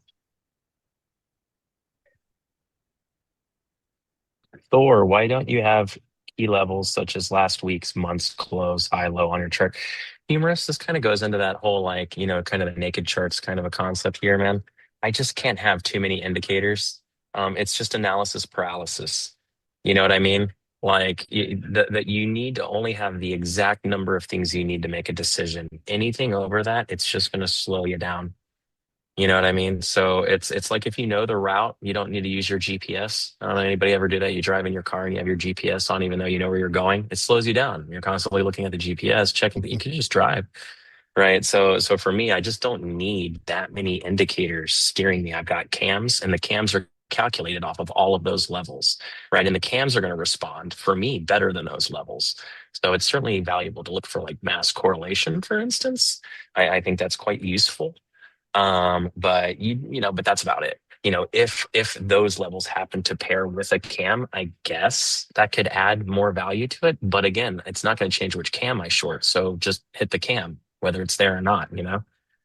So I just don't like having so much on my charts. That was one thing that I remember looking at my charts like 3 or 4 years ago, and it just looked like Picasso or like Van Gogh or something had come up and just like finger painted all over my friggin' chart. Like I couldn't read it at all. So finally, when I just started stripping my charts down to just the bare necessities of what I need, my profiting actually got significantly better. Average options, GPS now. It's a good thing about learning from a country guy. I've got good analogies. All right, a little more selling there on ES as we're under yesterday's 2 days ago's close now. Let's see if we move through pre-market high to the downside.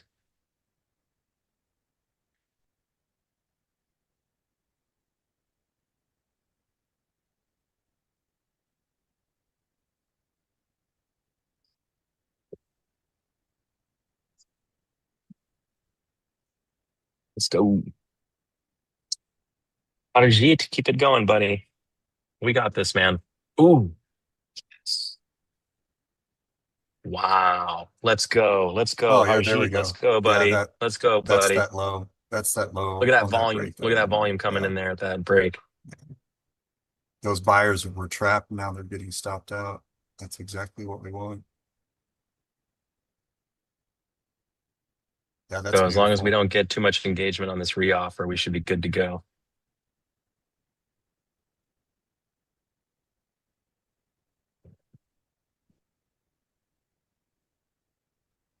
I'm surprised we didn't clear more of the topside book though. God, what a Or not beautiful push through. offer of R3 on ES today, man. How pretty is that? Right to the line. Oh, but Mm, three times. Three times you did it. gorgeous. 3 chances it gave us to get in on this one. Hot, lower, wider range. Let's go. This is the way. Oh, here goes, here goes, here goes. Come on. That's the open price. A little bit more and I'll hit my target. I just need one solid push.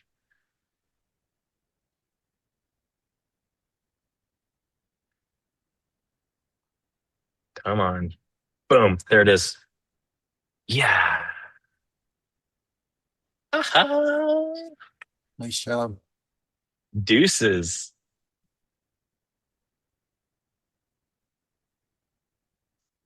Wow. What a great move. Good call on that one. It's nice when we get trades when we're on here. Yeah, it normally doesn't set up like I this. know. Not that But great. look at No. that. Look at that. Right. Perfect 4-to-1 hit. Risk was high of day, right to the open price, which is where my 4-to-1 was just beyond the open price. So it hit it on this new candle. It filled and then down ticked into it and hit it and then popped. Yeah. Thank you, Rhinos. Nice trade for the bald guy.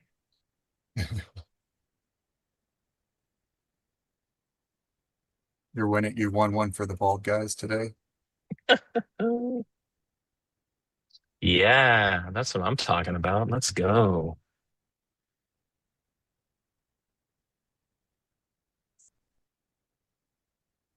Yeah, look at this volume we're picking up too. This is nice.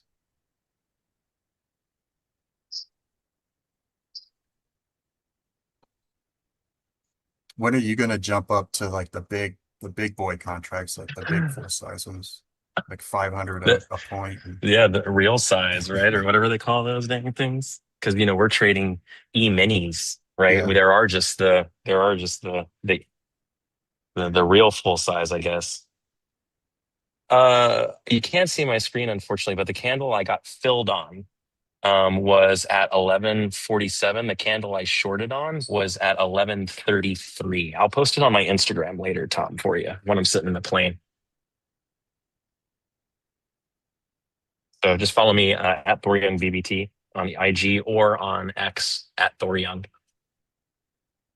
And I'll post it so you can see it. My average cost on my entry was 65.14 and a quarter. My stop was above high of day. So that put my targeting price at 65.04.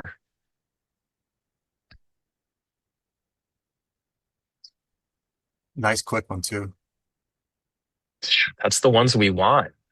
Just And right from the right spot, right time, right range, right width, playing back to the inside. I mean, great let's exit go. on RTY. Yeah, and the trend failure on RTY was a beautiful exit. Man, I'll get off of this clicking weird stuff now.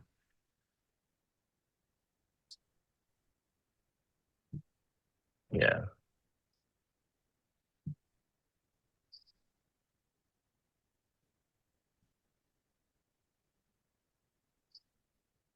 No, I'm out Hopefully. on ES. I already hit my profit target on.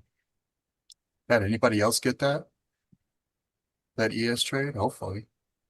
I still think we're going to go down. I believe I just hit my profit target. If you have a wider stop, I would hold this thing.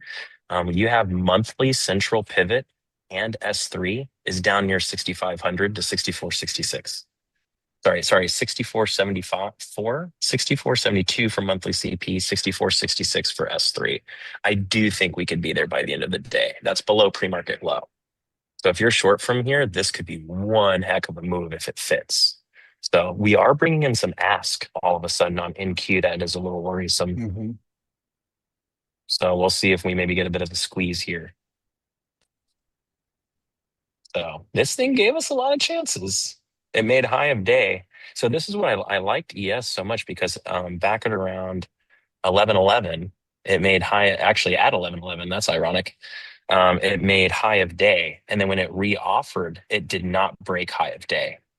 It just went up into it and just stayed underneath it, and then sold off of it. So we attempted to buy premium, and it completely capitulated. So it was a beautiful moment. As soon as it made that new low, that's where I hit when it made that new low. Really fun.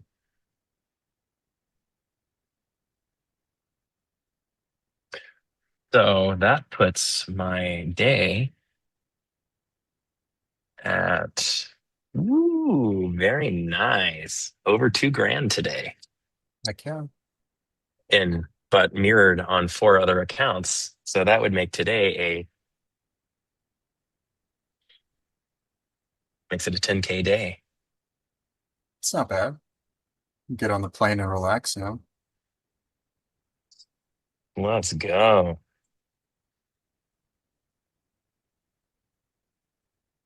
Yeah, it's a great day for me. So What a hit on the ES, man. I love that we just pulled that with no hesitation. That was good stuff. Cut the RTY, flipped into ES. It's beautiful.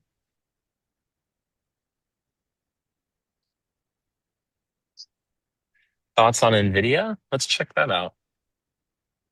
Now that I've got nothing else I'm going to look at. I'm definitely not taking any more trades now because I have to get on a plane. So I technically have no play possible here. That being said, we are on a wider lower range also, which puts us up near R4. For me, NVIDIA is not a play today. And the reason why I'm saying that is because in this range, it is very likely we are not going to go anywhere. We will just chop like this all day on NVIDIA. It's possible. It could just, or because we're kind of in the month, we're at S3. So we're actually in a buying range on the month, but we're in a selling range on the chart. So I think I would rather see it go up and break out off of monthly support 3, but the play is a short because it's a wider range and a lower range, and we should be short from way down here. So NVIDIA is not playing by the rules today. So since it's not playing by the rules, I'm not going to touch it. So one of the things that's really important to keep in mind, right? And peak capital, we started off the morning in peak capital this morning with having everybody kind of recite kind of this little mantra a little bit at the beginning, which is that we are here because we want to be here, not here because we need to be here. And I think that's really, really important as you're approaching the market, that the relationship you have needs to maintain to be a want-based relationship. Why did I take that trade on ES? Because it was exactly where I wanted it to be, right? So there was no hesitation to be there. I waited for an hour, hour plus, 2 hours for it to get there. Once it got there, it gave me exactly the signal we were looking for, the struggling volume as it tried to pull back into R3. It gave us a good risk metric. Everything looked like it was rolling over. The book got heavy. We lost topside orders. I mean, everything was there saying it's time to hit this one. So we hit it. You know what I mean? So for me, Tesla is much more alluring than NVIDIA, for instance. Tesla is actually calling a higher range buy right now. The only thing I don't love about Tesla, and maybe we can have Nathan look at its book.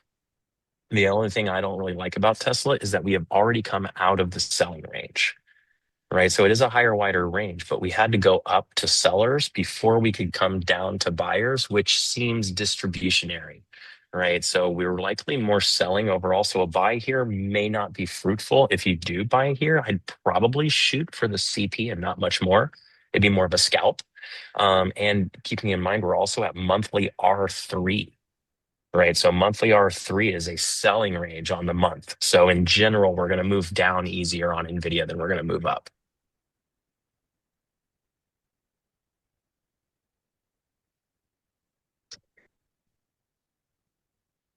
Party, man. yeah, we've got a little bit of a void to the downside, but Yeah, I was a little worried about those orders on NQ. I told you they were tearing in orders to the top Mhm. side. They sure enough, they went for them. You thought Thor was giving away? What am I giving away, Raul? Not today, but maybe later. What do we want me to give away? We want another free set. We want a free mentoring session. Do you think everybody would like that? Ooh, I need we're gonna have one on in a couple of days, but I also want to volunteer. I need someone to volunteer for a hot seat segment with me and Dr. V sometime too. If anyone's interested, Thor at bearabletraders.com. So that, talk about your psychology, your trading method, whatever you want. It's you get to hang out with me and Dr. V on YouTube and expose yourself to everybody emotionally. And it should be a lot of fun. Caveat.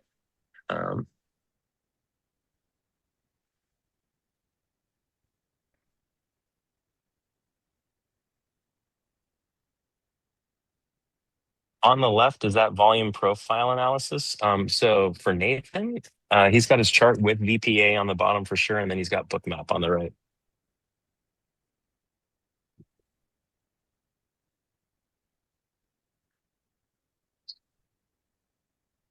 We should do an indicator for VPA just to make it a little easier for people.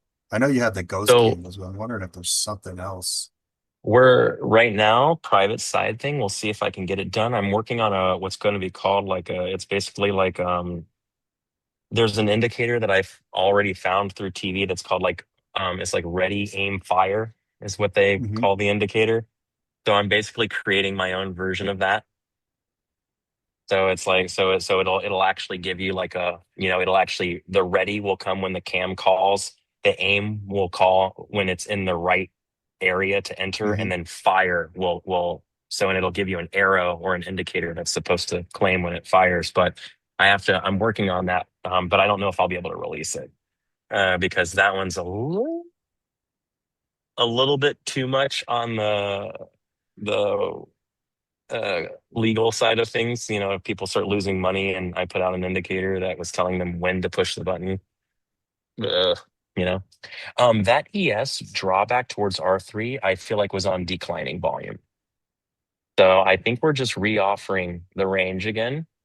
And because as we moved back up, notice shoots versus ladders on ES, right? We moved from the high of 65.15 to the low at the open price of 65.04, and we did that in but a few minutes, right? 5-10 minutes or so.